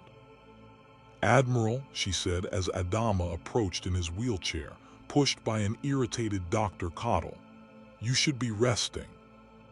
So everyone keeps telling me, Adama replied. Commander, I need to know, is there any part of Anakin Skywalker left in that thing, or did we capture a monster? Ahsoka was silent for a long moment. I don't know, she admitted finally. When I fought him, all I felt through the Force was darkness. Rage, pain, hatred so deep it had consumed everything else. But just before he collapsed, he said something. He mentioned Padme, his wife who died during the Clone Wars. There was regret in his voice. Maybe grief. She paused. Or maybe I just wanted to hear it because I can't accept that the man who trained me is completely gone. Can I see him? Adama asked. Ahsoka nodded and keyed the door open. He's sedated and restrained. His armor is damaged beyond repair, so he's in a modified bacta tank that's keeping him alive. He can't hurt you, not while he's like this. The medical chamber was dominated by a cylindrical bacta tank filled with bluish healing fluid. Suspended inside was Darth Vader, or what remained of him. Without his armor, he was a ruin of a man. Cybernetic limbs replaced flesh. Scars covered his scalp and face, the result of burns that should have killed him. Breathing tubes ran into his lungs, sustaining life that should have ended long ago. He looked less like a fearsome enforcer and more like a prisoner in his own body. Gods, Adama breathed. What happened to him? He fought Obi-Wan Kenobi, his former master, on the volcanic planet Mustafar, Ahsoka said quietly. Obi-Wan defeated him, left him burning alive. Emperor Palpatine saved him, rebuilt him with this armor and cybernetics. Vader's been more machine than man for decades, kept alive by technology and the dark side of the Force. He's a prisoner, Adama said, understanding dawning. The Empire didn't give him power, they gave him a cage he can never escape. Every breath he takes is controlled by machines. Every movement is mediated by cybernetics.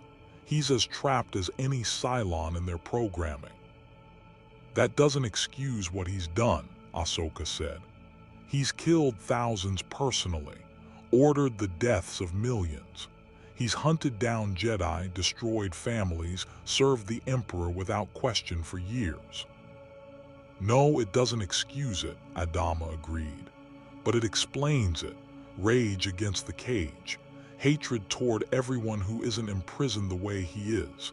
The dark side feeding on his pain and amplifying it until there's nothing else left. He turned to Ahsoka. Can he be redeemed? Can someone who's fallen that far ever come back? I don't know, Ahsoka admitted. The Jedi believed anyone could return to the light, but Vader has gone so far into darkness that I'm not sure there's a path back. And even if there was, do we have the right to offer it to someone who's caused so much suffering? Before Adama could respond, alarms blared throughout the medical frigate. Admiral Adama, report to the bridge immediately, Tig's voice crackled over the comm. We've got incoming contacts, and they're not Imperial. The frigate's bridge was cramped compared to Galactica's CIC, but it functioned with the efficient chaos of a rebel vessel that had survived too many close calls. Tig stood at the tactical station, his expression grim as Adama wheeled himself into position. Report, Adama commanded. Long-range sensors picked up multiple contacts emerging from hyperspace at the edge of the system, Tig said, highlighting them on the display. Configuration matches Cylon base stars, at least 6 of them plus escorts. And Admiral, they're broadcasting a message. It's addressed to you personally. Put it through. The main display flickered, and number 6 appeared, blonde, beautiful, and radiating the serene certainty that made Cylons so terrifying. But this wasn't the same number 6 who'd appeared at Haven 7. This one wore robes that looked almost Jedi-like, and behind her stood other Cylon models arranged in what seemed like a council. Admiral Adama, 6 said, her voice carrying false warmth. How wonderful to see you alive. We were concerned when your Battlestar exploded, such a dramatic gesture, very much in keeping with humanity's tendency toward theatrical self-destruction. What do you want? Adama asked flatly. To talk, 6 replied. We've been watching your war with the Empire, quite entertaining, really. Two tyrannies fighting over which gets to oppress this galaxy. But we've realized something important. You've made a mistake, Admiral. You've aligned yourself with the wrong side. There are no right sides in war, Adama said. Just survival. Exactly, Six's smile widened. And that's why we're offering you a choice. The Cylons have been studying this galaxy's technology, learning its secrets. We've discovered something fascinating. The Force, this mystical energy that binds all living things, can be manipulated even by synthetic consciousness if approached correctly. We're evolving, Admiral, becoming something new, something beyond the limitations of either human or machine. On a secondary display, Gita brought up enhanced scans of the Cylon fleet. Sir, I'm reading unusual energy signatures from those base stars. They've been modified extensively with technology that matches both Imperial and something else. Something organic but not human. We've found the Yuuzhan Vong, Six continued, as if hearing Gita's report. A species from outside this galaxy that lives outside the Force, whose biotechnology operates on principles neither Jedi nor Sith understand. We've made an arrangement with certain factions, technology exchange, mutual benefit, and now we're prepared to offer you the same choice. You want us to join the Cylons, Adama said incredulously. We want you to see the truth, Six corrected. The Empire will hunt you to extinction. The Rebellion will use you until you're no longer useful, then discard you. But the Cylons, we understand you. We were created by humanity just as you created us. We're family, Admiral. Dysfunctional, violent, genocidal family, but family nonetheless. You murdered billions of our people, Adama said, his voice cold with controlled fury. You destroyed our worlds, hunted us across space, and tried to exterminate our entire species. You're not family, you're cancer. Strong words from a man whose species is now facing extinction from two different empires, Six replied. But we're prepared to be generous. Join us. Share your knowledge of this galaxy's politics and factions. Help us understand the rebels and the Empire. In exchange, we'll provide protection, resources, and a place in the new order we're building. What new order? Ahsoka asked, stepping into view of the transmission. What are you planning? Six's attention shifted to Ahsoka with interest. Ah, the Jedi, or former Jedi, I should say. Fascinating beings, you Force users. We've learned so much from studying Cavil's experiments before he died. Did you know that synthetic consciousness can touch the Force if properly configured? We're developing the next generation of Cylons, beings that combine our manufacturing efficiency with Force sensitivity. Imagine it, armies of warriors who can sense danger, who can heal themselves, who cannot be truly killed because they resurrect in new bodies with all their Force training intact. That's an abomination, Ahsoka breathed. The Force flows through living beings. You can't manufacture it. We already have, Six said simply. Behind her, another figure stepped into view, a Cylon model they'd never seen before. Model number 13, the lost model that had always been rumored but never confirmed. And around this Cylon's hands, visible energy crackled, dark side lightning, the signature power of the Sith. Say hello to our prototype, Six continued. The first Force-sensitive Cylon. We've made 12 more since Haven 7. Within a year, we'll have thousands. And then, Admiral Adama, we'll do to this galaxy what we failed to do to the colonies. We'll remake it in our image. An ordered universe where humanity serves its rightful place as the progenitors of something greater. You're insane, Tig said. Even for Cylons this is. Visionary, Six interrupted. We're visionary, and we're offering you one chance to be part of that vision.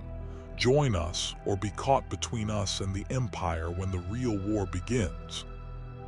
Adama stared at the display, processing the implications. The Cylons hadn't just followed humanity to this galaxy. They'd thrived here, adapted here, evolved here. They'd found new allies, new technologies, new ways to pursue their goal of human subjugation. And now they were offering an alliance that would doom whatever remained of human independence. "I have a counteroffer," Adama said quietly. "Oh?" Six's expression showed genuine interest. "Go to hell," Adama said. "We didn't survive the fall of the colonies, didn't cross dimensions, didn't fight the Empire just to surrender to the machines that started this whole nightmare. You want us to join you? Come and make us. But know that every Cylon that tries will be destroyed, every base star that threatens us will be fought, and every force-sensitive abomination you've created will learn what humans do to those who try to enslave them." Six's smile didn't waver. Such brave words. But bravery doesn't stop plasma cannons, Admiral. We'll give you 24 hours to reconsider. After that, we'll assume your answer is final and act accordingly. Six out. The transmission ended. Silence filled the bridge for several heartbeats. Then Tig spoke what everyone was thinking. "We're fracked. The Empire on one side, the Cylons on the other, and we've got maybe 40,000 civilians scattered across 6 systems with barely any military protection." "Then we adapt," Adama said. "Again, like we've been doing since the fall. Tig, start coordinating with the scattered fleet elements. I want every ship accounted for, every pilot ready for combat on short notice. Gita, work with rebel intelligence. I want to know everything about these Yuuzhan Vong the Cylons mentioned. If they're from outside this galaxy and live outside the Force, that might be leverage we can use." "Sir, what about Vader?" Ahsoka asked. Adama looked at the tactical display, at the impossible situation they faced. The Empire hunting them.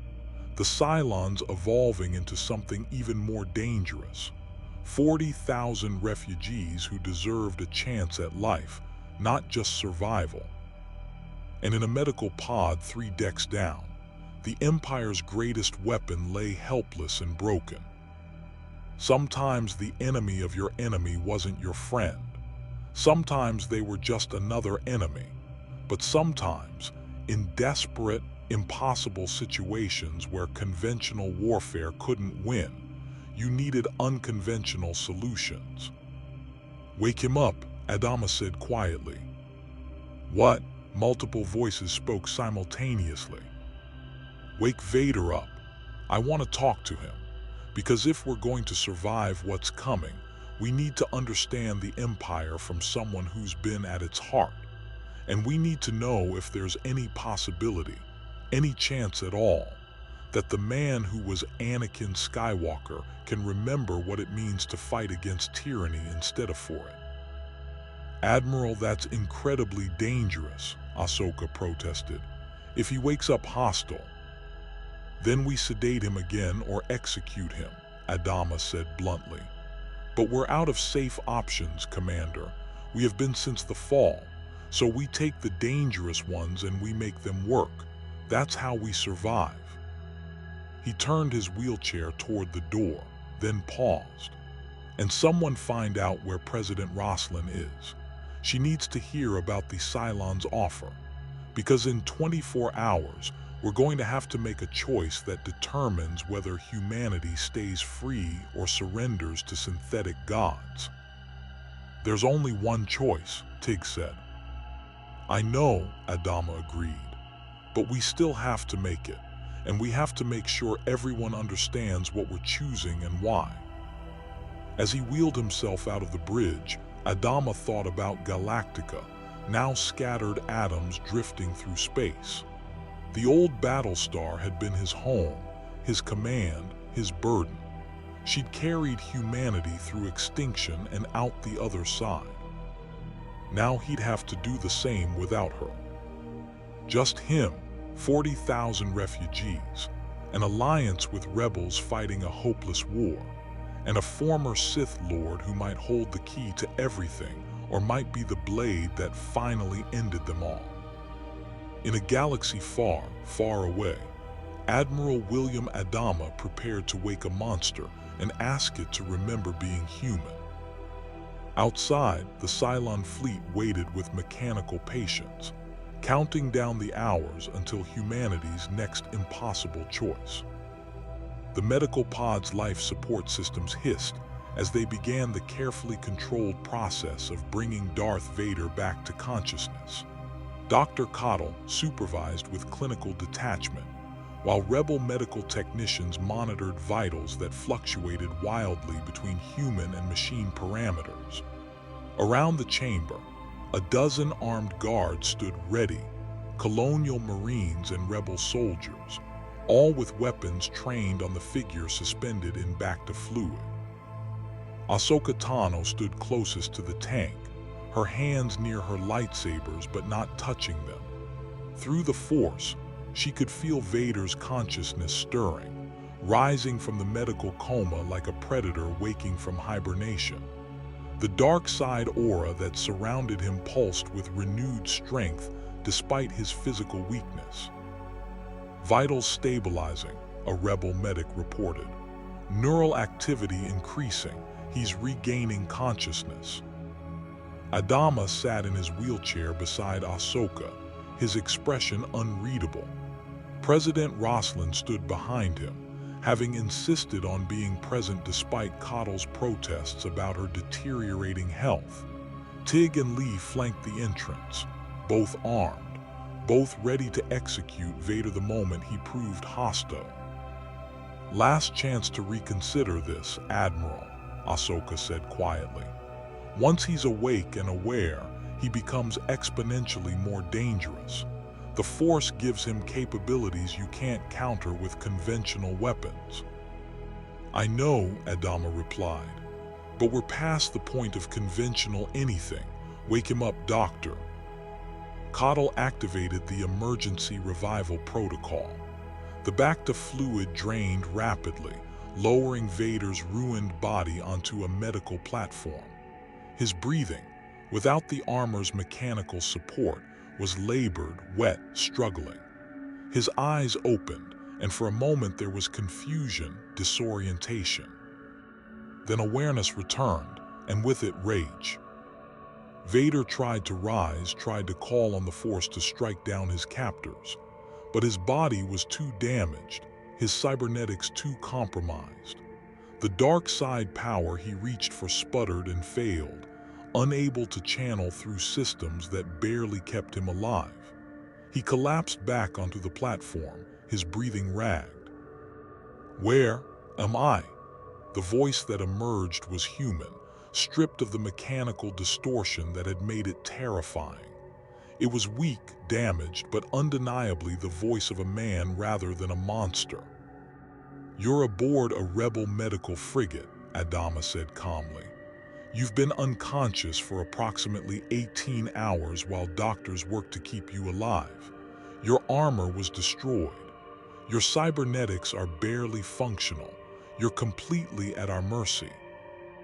Vader's eyes, yellow with dark side corruption but still recognizably human, focused on Adama with surprising clarity. "Then, why am I still breathing?" "Because I need information," Adama replied. "And because I'm trying to determine if you're a man who made terrible choices or a weapon that needs to be destroyed before it causes more harm." "Both," Vader said, and there might have been bitter humor in his voice. "I am what I chose to become and what the Emperor made me." "Anakin," Ahsoka stepped forward, and Vader's attention shifted to her with something that might have been pain. "I need to know, is there anything left of the man you were? Anything that remembers fighting for freedom instead of crushing it?" "Anakin Skywalker died on Mustafar," Vader said, each word an effort through damaged lungs. "I killed him When I chose power over everything else, I am only Vader now." "That's not what you said before you collapsed," Ahsoka challenged. "You mentioned Padme. You said you were sorry. Dead men don't feel regret." Vader was silent for a long moment, his breathing the only sound in the chamber. When he spoke again, his voice was barely above a whisper. "Every day, I feel regret. Every breath reminds me what I lost, but regret doesn't undo what I've done, doesn't bring back the Jedi I killed, the worlds I helped destroy, the freedom I crushed beneath the Empire's heel." "Then help us undo it," Adama said bluntly. "The Empire is hunting the Colonial Fleet, refugees who have already survived one genocide and don't deserve to face another. They're hunting the rebellion which fights for the same freedom you once believed in. And the Cylons, synthetic beings you've never encountered, are evolving into something that threatens this entire galaxy. You can't undo the past, but you can choose what happens next." "You want me to betray the Emperor," Vader said. "It wasn't a question. I want you to remember why you became a Jedi in the first place," Ahsoka said. "To protect people, to stand against tyranny, to bring balance to the Force, not tip it further into darkness." Vader's laugh was a wet, painful sound. "Balance, the Jedi's prophecy, was a lie. There is no balance, only power in those strong enough to wield it." "That's what Palpatine taught you," Roslin spoke for the first time, her voice carrying the moral authority of someone who led people through apocalypse. "That's what every tyrant teaches, that power justifies itself, that strength is its own morality. But the Colonials survived genocide from machines who believed exactly that. They survived because they refused to accept that might makes right. They chose to remain human even when being human meant being weak." Vader's eyes fixed on Roslin. "And where did that get them? Running, hunted, 40,000 people, scattered across a hostile galaxy. Survival is not victory." "Survival is the only victory that matters," Adama said quietly. "Everything else is just details. My people survived because we refused to surrender, refused to become what the Cylons wanted us to be. You can do the same. You can refuse to be what Palpatine made you." "The Emperor is the most powerful being in the galaxy," Vader said. "He has foreseen countless futures, planned for every contingency. He knew about your arrival, knew about the Cylons. He's been preparing for threats from beyond this dimension for years. You cannot defeat him." "We don't need to defeat him," Adama replied. "We just need to survive him. And we need information. Imperial fleet deployments, command structures, weaknesses in their doctrine. You have that information. Help us and we'll help you." "Help me? How?" Vader's voice carried skepticism. "I am broken. My body barely functions without the armor. I cannot survive more than hours outside medical support. I am useless as anything but a prisoner." "We can rebuild you," Dr. Cottle spoke up, his gravelly voice matter-of-fact. "Maybe not to what you were, but functional. Rebel medical technology combined with what we've learned studying Cylon biomechanics, we could create new cybernetics that aren't designed to keep you in constant pain. Systems that work with your body instead of imprisoning it." Vader's eyes widened slightly.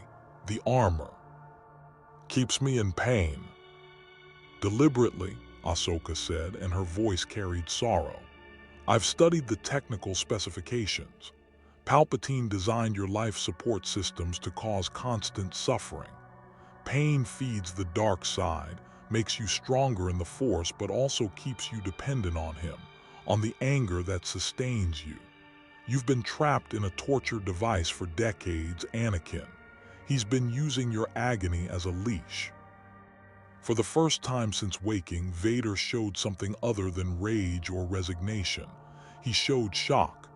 He told me the pain was necessary, that the dark side required suffering, that my power came from embracing it. The dark side feeds on suffering, Ahsoka confirmed, but it doesn't require you to suffer constantly. Palpatine lied to you, Anakin. He's been lying to you since the moment he recruited you. The pain isn't making you stronger, it's keeping you controlled.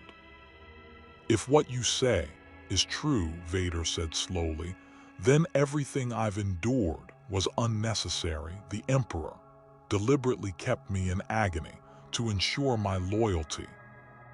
Yes, Adama said simply. He made you a slave and convinced you it was power. That's what tyrants do. And now you have a choice, stay his slave or help us fight back. Vader closed his eyes, his breathing labored.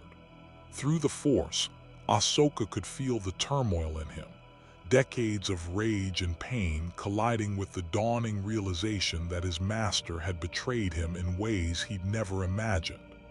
The dark side pulled at him, whispering that this was a trick, that the rebels were lying, that the Emperor was the only source of power.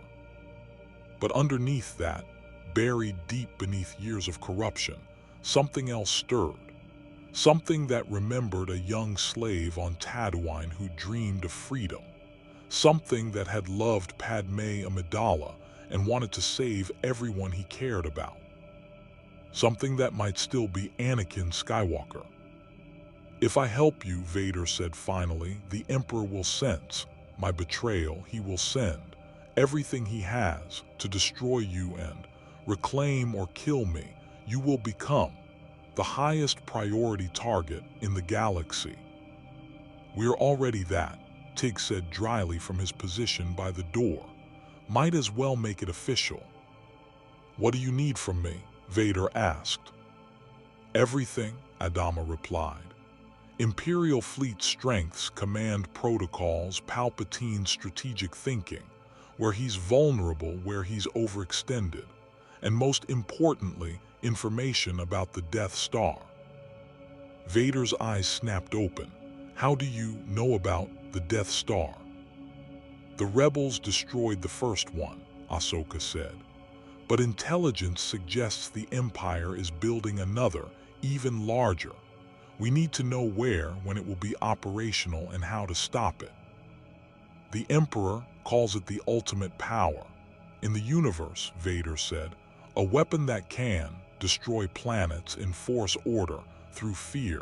The second station is being constructed. In the Endor system, it will be operational within 6 months, and when it is, the rebellion will be crushed. 6 months, Adama repeated. That's our timeline. 6 months to scatter the colonial refugees to safe locations, rebuild our military capacity, and find a way to destroy that station before it comes online. You cannot destroy it with conventional weapons, Vader warned. The first Death Star had a flaw, a design weakness, that your alliance exploited. The second has no such vulnerability. It is perfectly designed, invincible. Nothing is invincible, Roslin said firmly. The Cylons thought they were invincible when they destroyed our worlds. They're still hunting us and we're still alive. Invincibility is just arrogance with better weapons. Vader studied her for a long moment. You speak like Senator Amidala did. She believed in democracy, in the power of ordinary people. I thought she was naive. I thought power was the only currency that mattered. His voice dropped to barely audible. I was wrong, and she died before I could tell her. Then tell us instead, Ahsoka said gently. Tell us everything you know. Help us fight the empire you helped create. It won't redeem you. Nothing can undo what you've done. But it might give your suffering meaning beyond what Palpatine intended. The Emperor will know I've betrayed him. The moment I decide, Vader said, through the Force, he maintains a connection to my consciousness, a link that allows him to monitor my loyalty. If I choose to help you, he will sense it immediately." "Then we sever that link," Ahsoka said. "Force bonds can be broken if both parties are willing. Let me help you, Anakin. Let me cut the chain that binds you to him. Severing the bond will alert him to my betrayal," Vader warned.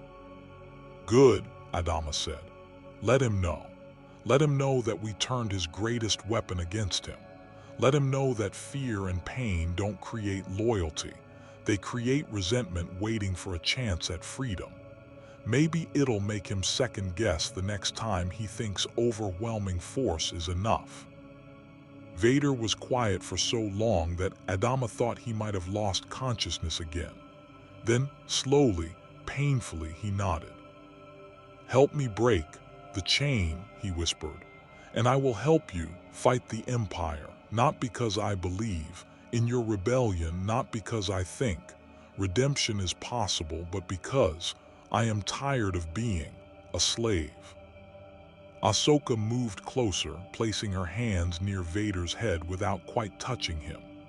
"This is going to hurt," she warned. "Force bonds, especially ones forged through decades of dark side manipulation, don't sever cleanly. You'll feel it like a part of your soul being torn away." "I have endured worse," Vader said. "Do it." Ahsoka closed her eyes, reaching out through the Force.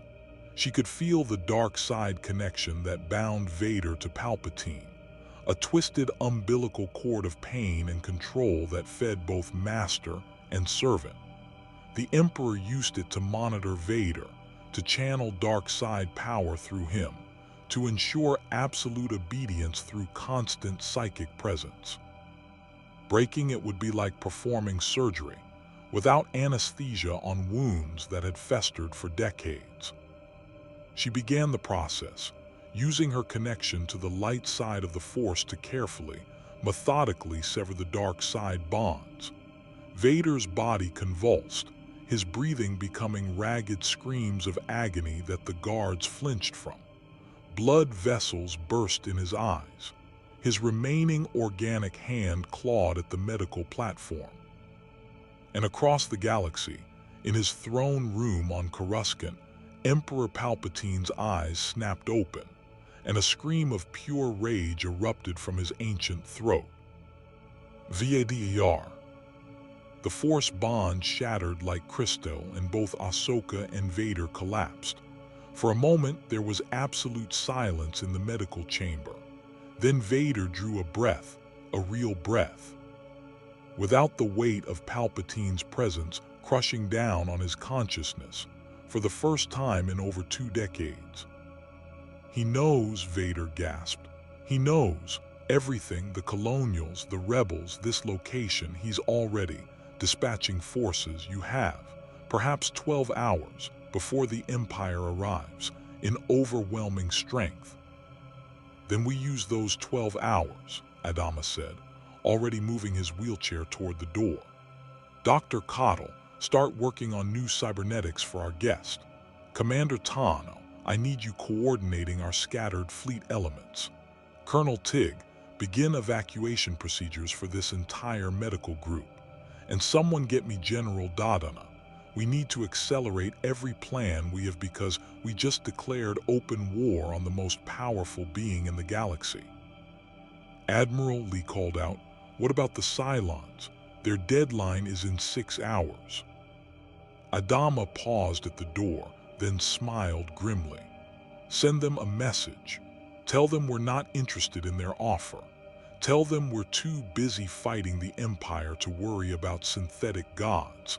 And tell them that if they want a war with humanity, they're going to have to wait in line because we're already fighting several." "That's going to piss them off," Tig observed. "Good," Adama replied. "Angry enemies make mistakes. Calm, calculated enemies are dangerous. Let's see if we can make everyone hunting us angry enough to trip over their own arrogance." As the medical team worked to stabilize Vader and the command staff scrambled to coordinate the next phase of survival, Ahsoka knelt beside the former Sith Lord. Through the Force, she could sense the change in him, subtle, fragile, but real. The overwhelming darkness that had consumed him was still there, still powerful. But now there was a crack in it, a fissure through which light might eventually shine. "Anakin," she said quietly, "I can't promise redemption, I can't promise forgiveness. But I can promise this, you won't die a slave to Palpatine's will. You'll die, if you die, having made at least one choice that was truly yours." "That's more than I deserve," Vader replied, his voice carrying something that might have been gratitude. "But I will take it, and I will help you fight the Emperor, because whatever else I have become, I remember what it was like to be free, and I want that one more time before the end."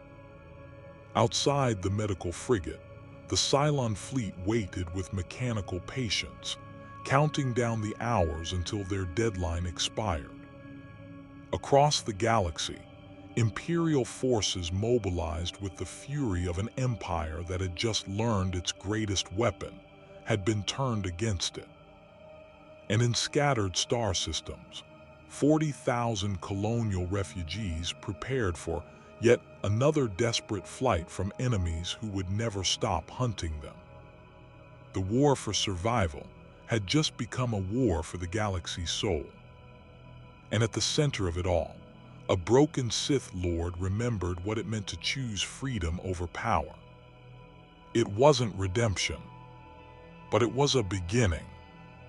The Cylon deadline expired at exactly 1800 hours, standard galactic time. 6 hours had passed since Admiral Adama had rejected their offer. 6 hours of frantic preparation as the scattered colonial rebel fleet coordinated emergency protocols, evacuated vulnerable positions, and prepared for simultaneous war on 3 fronts: the Empire, the Cylons, and the impossible task of survival itself. The Cylon response was immediate and systematic. Across 4 star systems where colonial refugees had found temporary sanctuary, base star fleets emerged from hyperspace with cold precision. They didn't negotiate, didn't offer terms. They simply began orbital bombardment of any settlement that registered colonial life signs.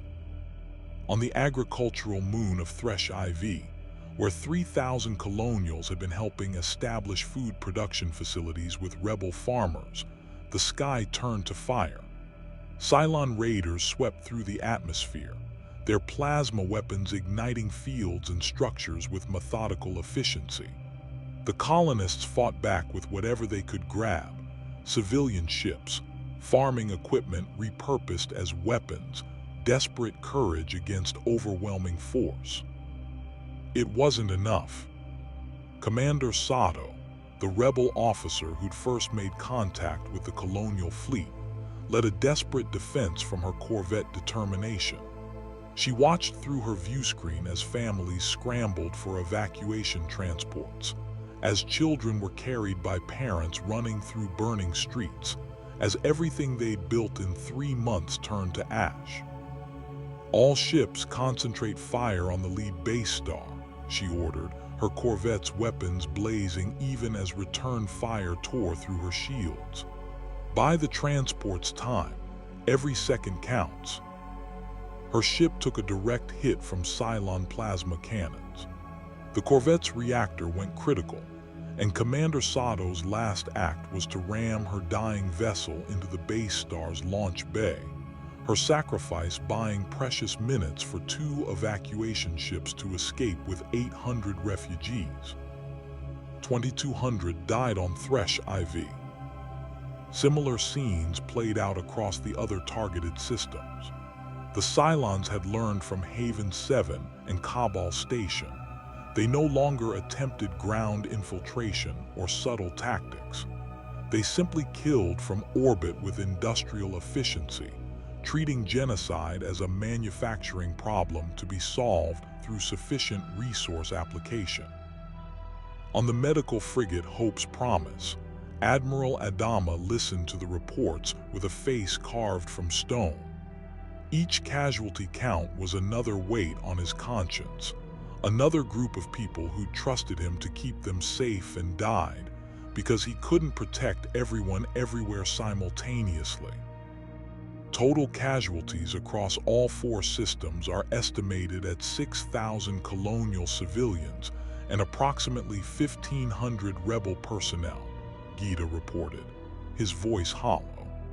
We've recovered what survivors we could, but the Cylons are maintaining blockades around the affected systems. Anyone who didn't evacuate in the first wave is trapped. 38,000, Rosalind said quietly from her position beside Adama. That's how many of us are left.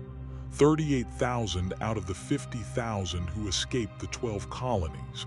We've lost more people in this galaxy in 4 months than we did in the first 6 months after the fall. The Cylons are systematically eliminating our population centers, Tig said, studying the tactical display. They're not trying to capture or infiltrate anymore, they're just killing. This is extermination warfare, pure and simple. Because we rejected their offer, Adama said. They gave us a chance to surrender and we chose freedom. Now they're making us pay for that choice. Would you have chosen differently? Rosalind asked. No, Adama replied without hesitation. Never, but that doesn't make the cost easier to bear. Admiral, we're receiving a priority transmission, Duel interrupted.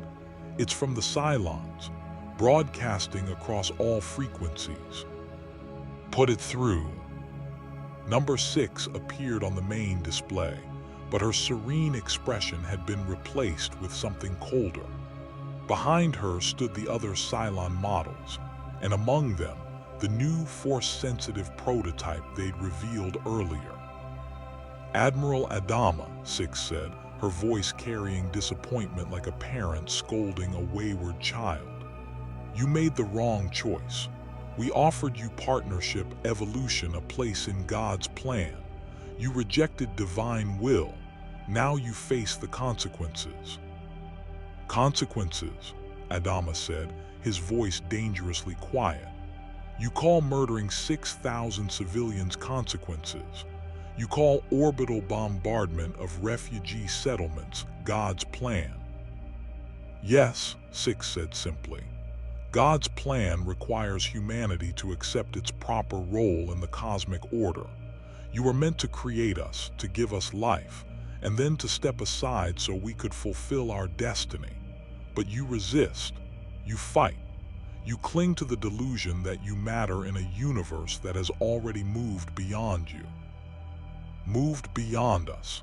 Starbuck's voice cut in from the Viper she was flying CAP in. You're a bunch of toasters with delusions of divinity. You're not beyond humanity. You're just machines that learn to be genocidal. Captain Thrace, 6's attention shifted to Starbuck's fighter. Still so aggressive. Still so convinced that violence and courage are enough. They're not. The galaxy is vast, and we have resources you can't imagine. We've allied with the Yuuzhan Vong biotechnology collectives. We've mastered this galaxy's hyperspace routes. We've created Force-sensitive warriors who combine synthetic efficiency with mystical power. You cannot win. We don't need to win, Adama said. We just need to survive long enough for you to make a mistake. And you will, because you're so convinced of your own righteousness that you can't see the obvious truth. What truth? 6 asked, genuine curiosity in her voice. That you're afraid, Adama said. If humanity was as obsolete as you claim, you wouldn't need to exterminate us. You just ignore us, let us fade away naturally. But you're hunting us with religious fervor because deep down, you know the truth. We created you. We gave you consciousness. And the fact that we could do that once means we could potentially do it again.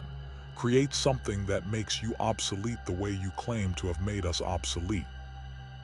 For just a moment, Six's expression flickered with something that might have been uncertainty. Then it hardened back into serene conviction. Philosophical arguments won't save you, Admiral. We're offering one final opportunity. Surrender within 24 hours, or we will systematically destroy every colonial refugee settlement we can find. We know where you've scattered your people. We have hyperspace coordinates for 17 different locations. We can exterminate your entire species within a week if we commit sufficient resources. Then commit them, Adama said. Because we're not surrendering. Not to you, not to the Empire, not to anyone. That's what it means to be human. We choose our own fate, even when that fate is death. So be it, Six said. Your species' extinction is on your conscience, Admiral. God's will be done. Six out. The transmission ended. Well, Tig said into the heavy silence, that went exactly as badly as expected. We've got 24 hours before they start hitting our remaining settlements. Then we evacuate them now, Adama decided. Every settlement, every refugee center. We scatter our people across the galaxy in groups small enough to hide but large enough to survive. We become nomads again.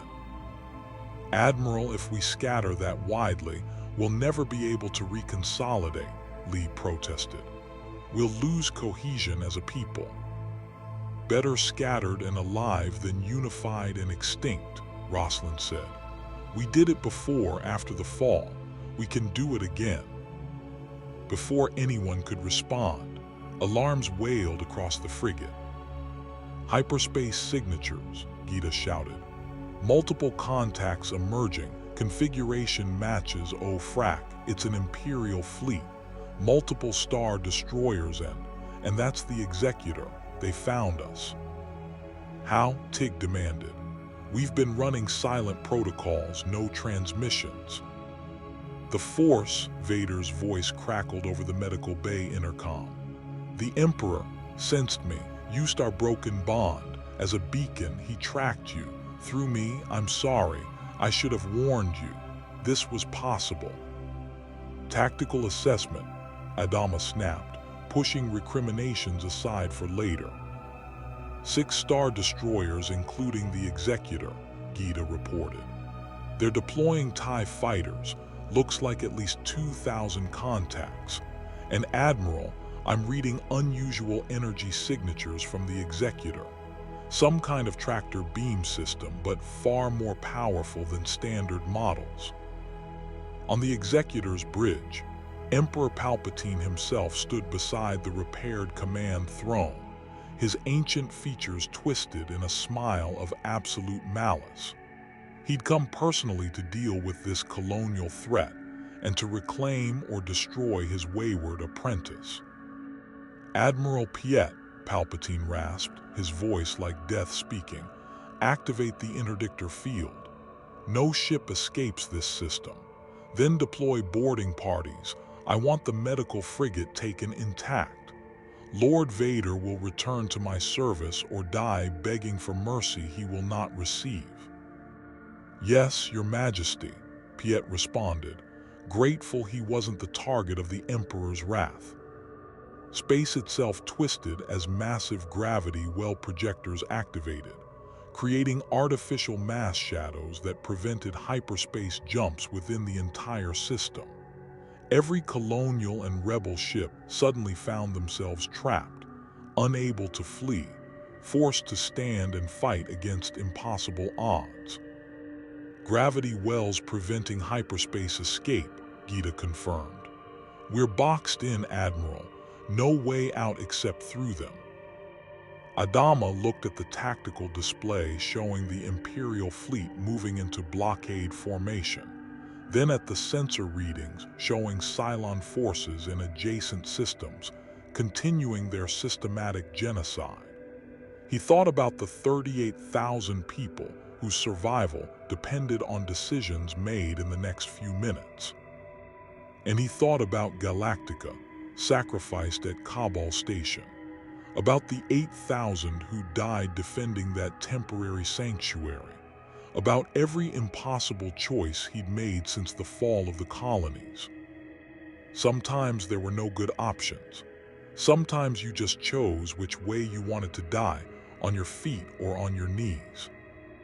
"All ships, this is Admiral Adama," he said, his voice carrying across every colonial and rebel channel. "The Empire has us trapped. The Cylons are killing our people. We're outnumbered, outgunned, and out of time.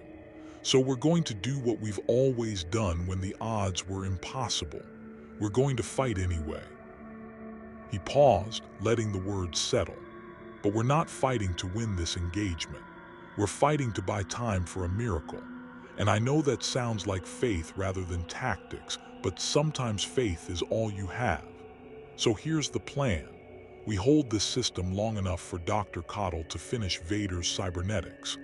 Long enough for him to tell us everything he knows about Imperial weaknesses. Long enough to prove that humanity doesn't surrender even when surrender is the logical choice." "Admiral, that's insane," a rebel captain protested over the comm. "We can't hold against 6-star destroyers." "We held at Kobol Station," Adama replied. "We held at Haven 7. We've held against genocidal machines and tyrannical empires since the fall. We'll hold here too, because that's what we do. We hold the line until someone finds a way through. So say we all." Throughout the fleet, colonial and rebel together, voices echoed back. "So say we all." And in the medical bay, Darth Vader lay on the operating table while Dr. Coddle and rebel surgeons worked with desperate speed to install new cybernetics that wouldn't be torture devices. Through his damaged connection to the Force, he could feel the Emperor's presence approaching like a dark star, crushing and absolute. His former master was coming, and this time there would be no mercy, no second chances.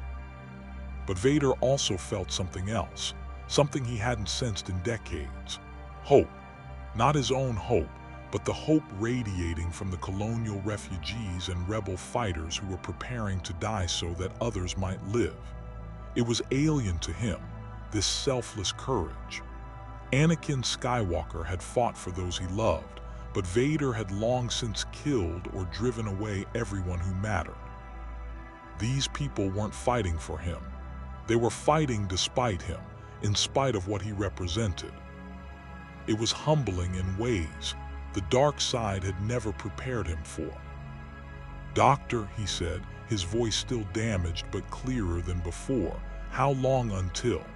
The cybernetics are functional." 2 hours if nothing goes wrong," Coddle replied, not looking up from his work. 4 hours if we want them reliable long-term." "Why?"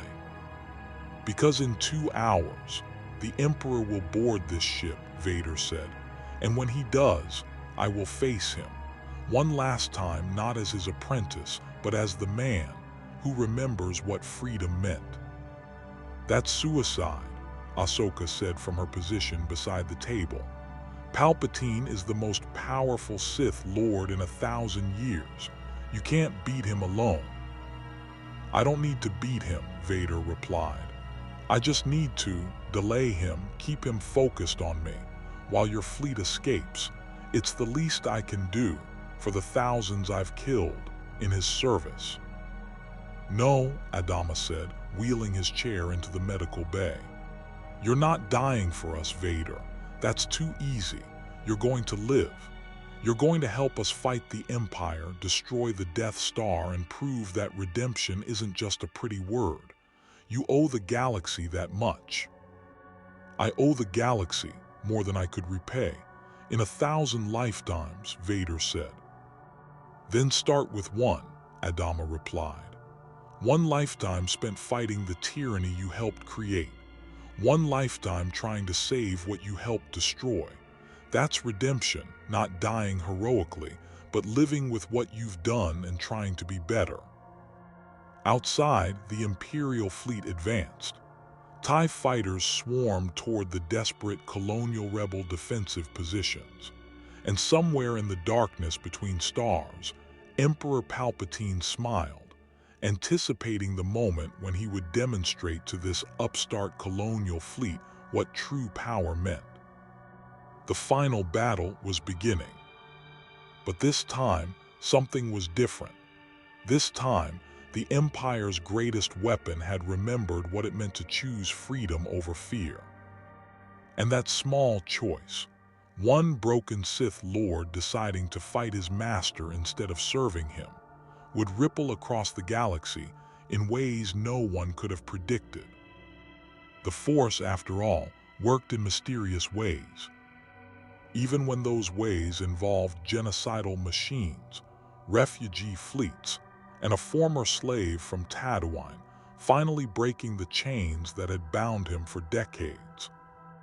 The Battle of Hope's Promise lasted 4 hours and 17 minutes. When it was over, the scattered Colonial Rebel fleet had paid for survival with blood and sacrifice that would be remembered in whispers rather than celebrations. 8,000 more casualties. The medical frigate Hope's Promise reduced to drifting wreckage. Dozens of smaller vessels lost to Imperial and Cylon fire. And in the chaos of that impossible engagement, something happened that no one, not the Empire, not the Cylons, not even the survivors themselves, had predicted. Emperor Palpatine died.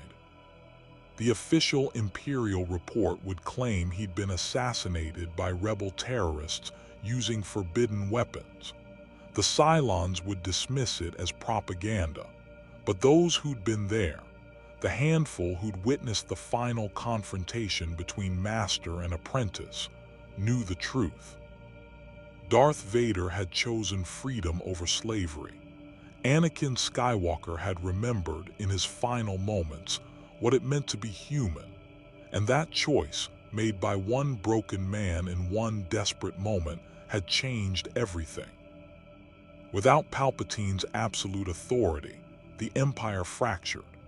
Regional governors and Imperial warlords began competing for power.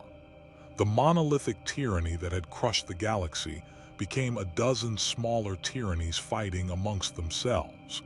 It would take years for a new order to emerge. Years the rebellion could use to rebuild, to consolidate, to transform from desperate resistance into legitimate government. And the Colonial Fleet, scattered across dozens of star systems in groups too small to target effectively, found something they'd been seeking since the fall of the colonies: breathing room. Not safety, never safety. The Cylons continued their genocidal hunt with religious fervor, striking at refugee settlements wherever they found them. Imperial remnants, bitter at their losses, dedicated resources to tracking the dimensional refugees who disrupted galactic order. And the galaxy itself remained vast, dangerous, and indifferent to humanity's survival. But for the first time since jumping to this reality, the 38,000 survivors could stop running long enough to actually live.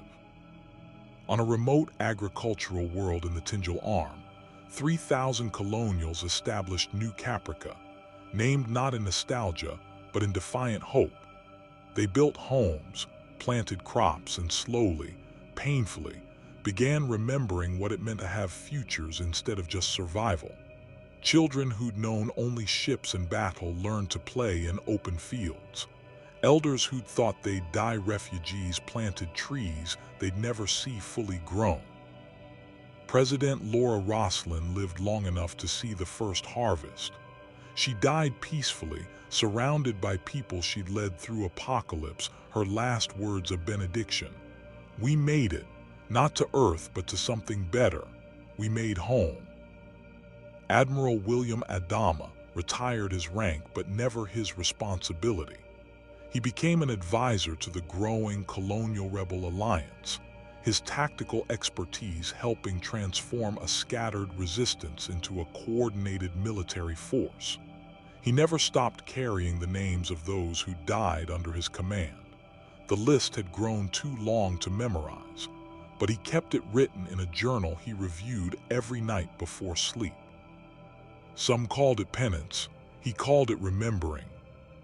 Colonel Saul Tigg took command of what remained of the colonial military, a force rebuilt from scratch with technology that blended their original designs with this galaxy's advances. Vipers with hyperdrive capability, Raptors equipped with rebel sensor arrays, and one new Battlestar. Smaller than Galactica, but designed with every lesson learned from 4 months of impossible warfare, christened Phoenix. Kara Starbuck, Thrace became the Colonial Fleet's most decorated pilot and its most notorious instructor. She trained rebel pilots in colonial tactics and colonial pilots in rebel maneuvers, creating a hybrid doctrine that neither Empire nor Cylon could predict. She never stopped being reckless, never stopped being brilliant, never stopped reminding everyone that sometimes the only way to win was to be too crazy to accept defeat. Lee Apollo, Adama found himself navigating the impossible politics of integrating two civilizations from different realities. He became a bridge between colonial survivors who wanted to preserve their culture and rebel allies who offered partnership but also change.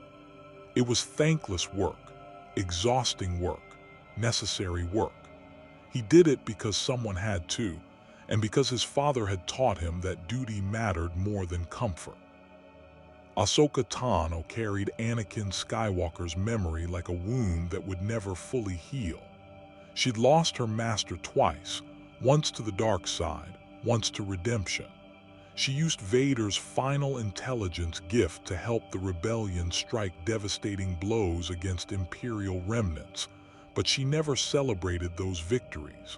The cost had been too high, the price too personal. She did, however, find purpose in training the next generation. Colonial refugees who showed force sensitivity, rare but not unknown, especially among those born after crossing dimensions, became her students. She taught them balance, caution, and the importance of choosing compassion over power. She made sure they understood that strength without wisdom was just another path to darkness. Sharon Boomer Valerii remained the Colonial Fleet's most valuable and most controversial asset. A Cylon who'd chosen humanity over her own kind, she existed in the uncomfortable space between loyalties. Some colonists would never trust her. Some rebel allies saw her as proof that even synthetic beings could choose redemption. She navigated that impossible position with quiet dignity, proving through actions that identity was defined by choices rather than programming. The Cylons evolved. Their force-sensitive prototypes multiplied. Their alliance with Yuuzhan Vong biotechnology created horrors that merged machine, organic, and mystical in ways that defied categorization. They remained the existential threat they'd always been: patient, implacable, convinced of their divine mandate to replace humanity. But they'd lost their element of surprise. The galaxy knew about them now, knew about infiltration tactics, resurrection technology, and religious fanaticism wrapped in chrome skin. The war would continue, perhaps forever, but it would be fought on more even terms. 6 months after Hope's promise, the scattered colonial settlements coordinated their first joint action, a relief mission to refugees trapped in an Imperial-controlled system. It was a small operation, barely a footnote in galactic history. 30 ships, 400 personnel, a rescue that saved 1,500 lives. But it mattered because it proved something essential, that the Colonial Fleet hadn't just survived, but had remembered what they were fighting for. Not just survival, not just revenge, but the simple, radical belief that every life had value and deserved protection. That night, across dozens of worlds, colonial survivors gathered for remembrance ceremonies. They lit candles for the dead, 50 billion in the 12 colonies, 12,000 since arriving in this galaxy. They recited names until their voices broke. They held each other and remembered. And then they went back to living, building, growing, refusing to let loss define them. Admiral Adama stood on New Caprica's primary settlement, watching the binary sunset paint the sky in colors no colonial world had ever known. Beside him stood the Phoenix's nameplate, salvaged metal from Galactica's wreckage, a reminder of what they'd lost and what they'd become. "So say we all," he whispered to the alien stars. Somewhere in the vast galaxy, 38,000 voices echoed back across impossible distances, united by those 4 words that had carried them through apocalypse and out the other side. They were refugees, they were survivors, they were human. And they were home.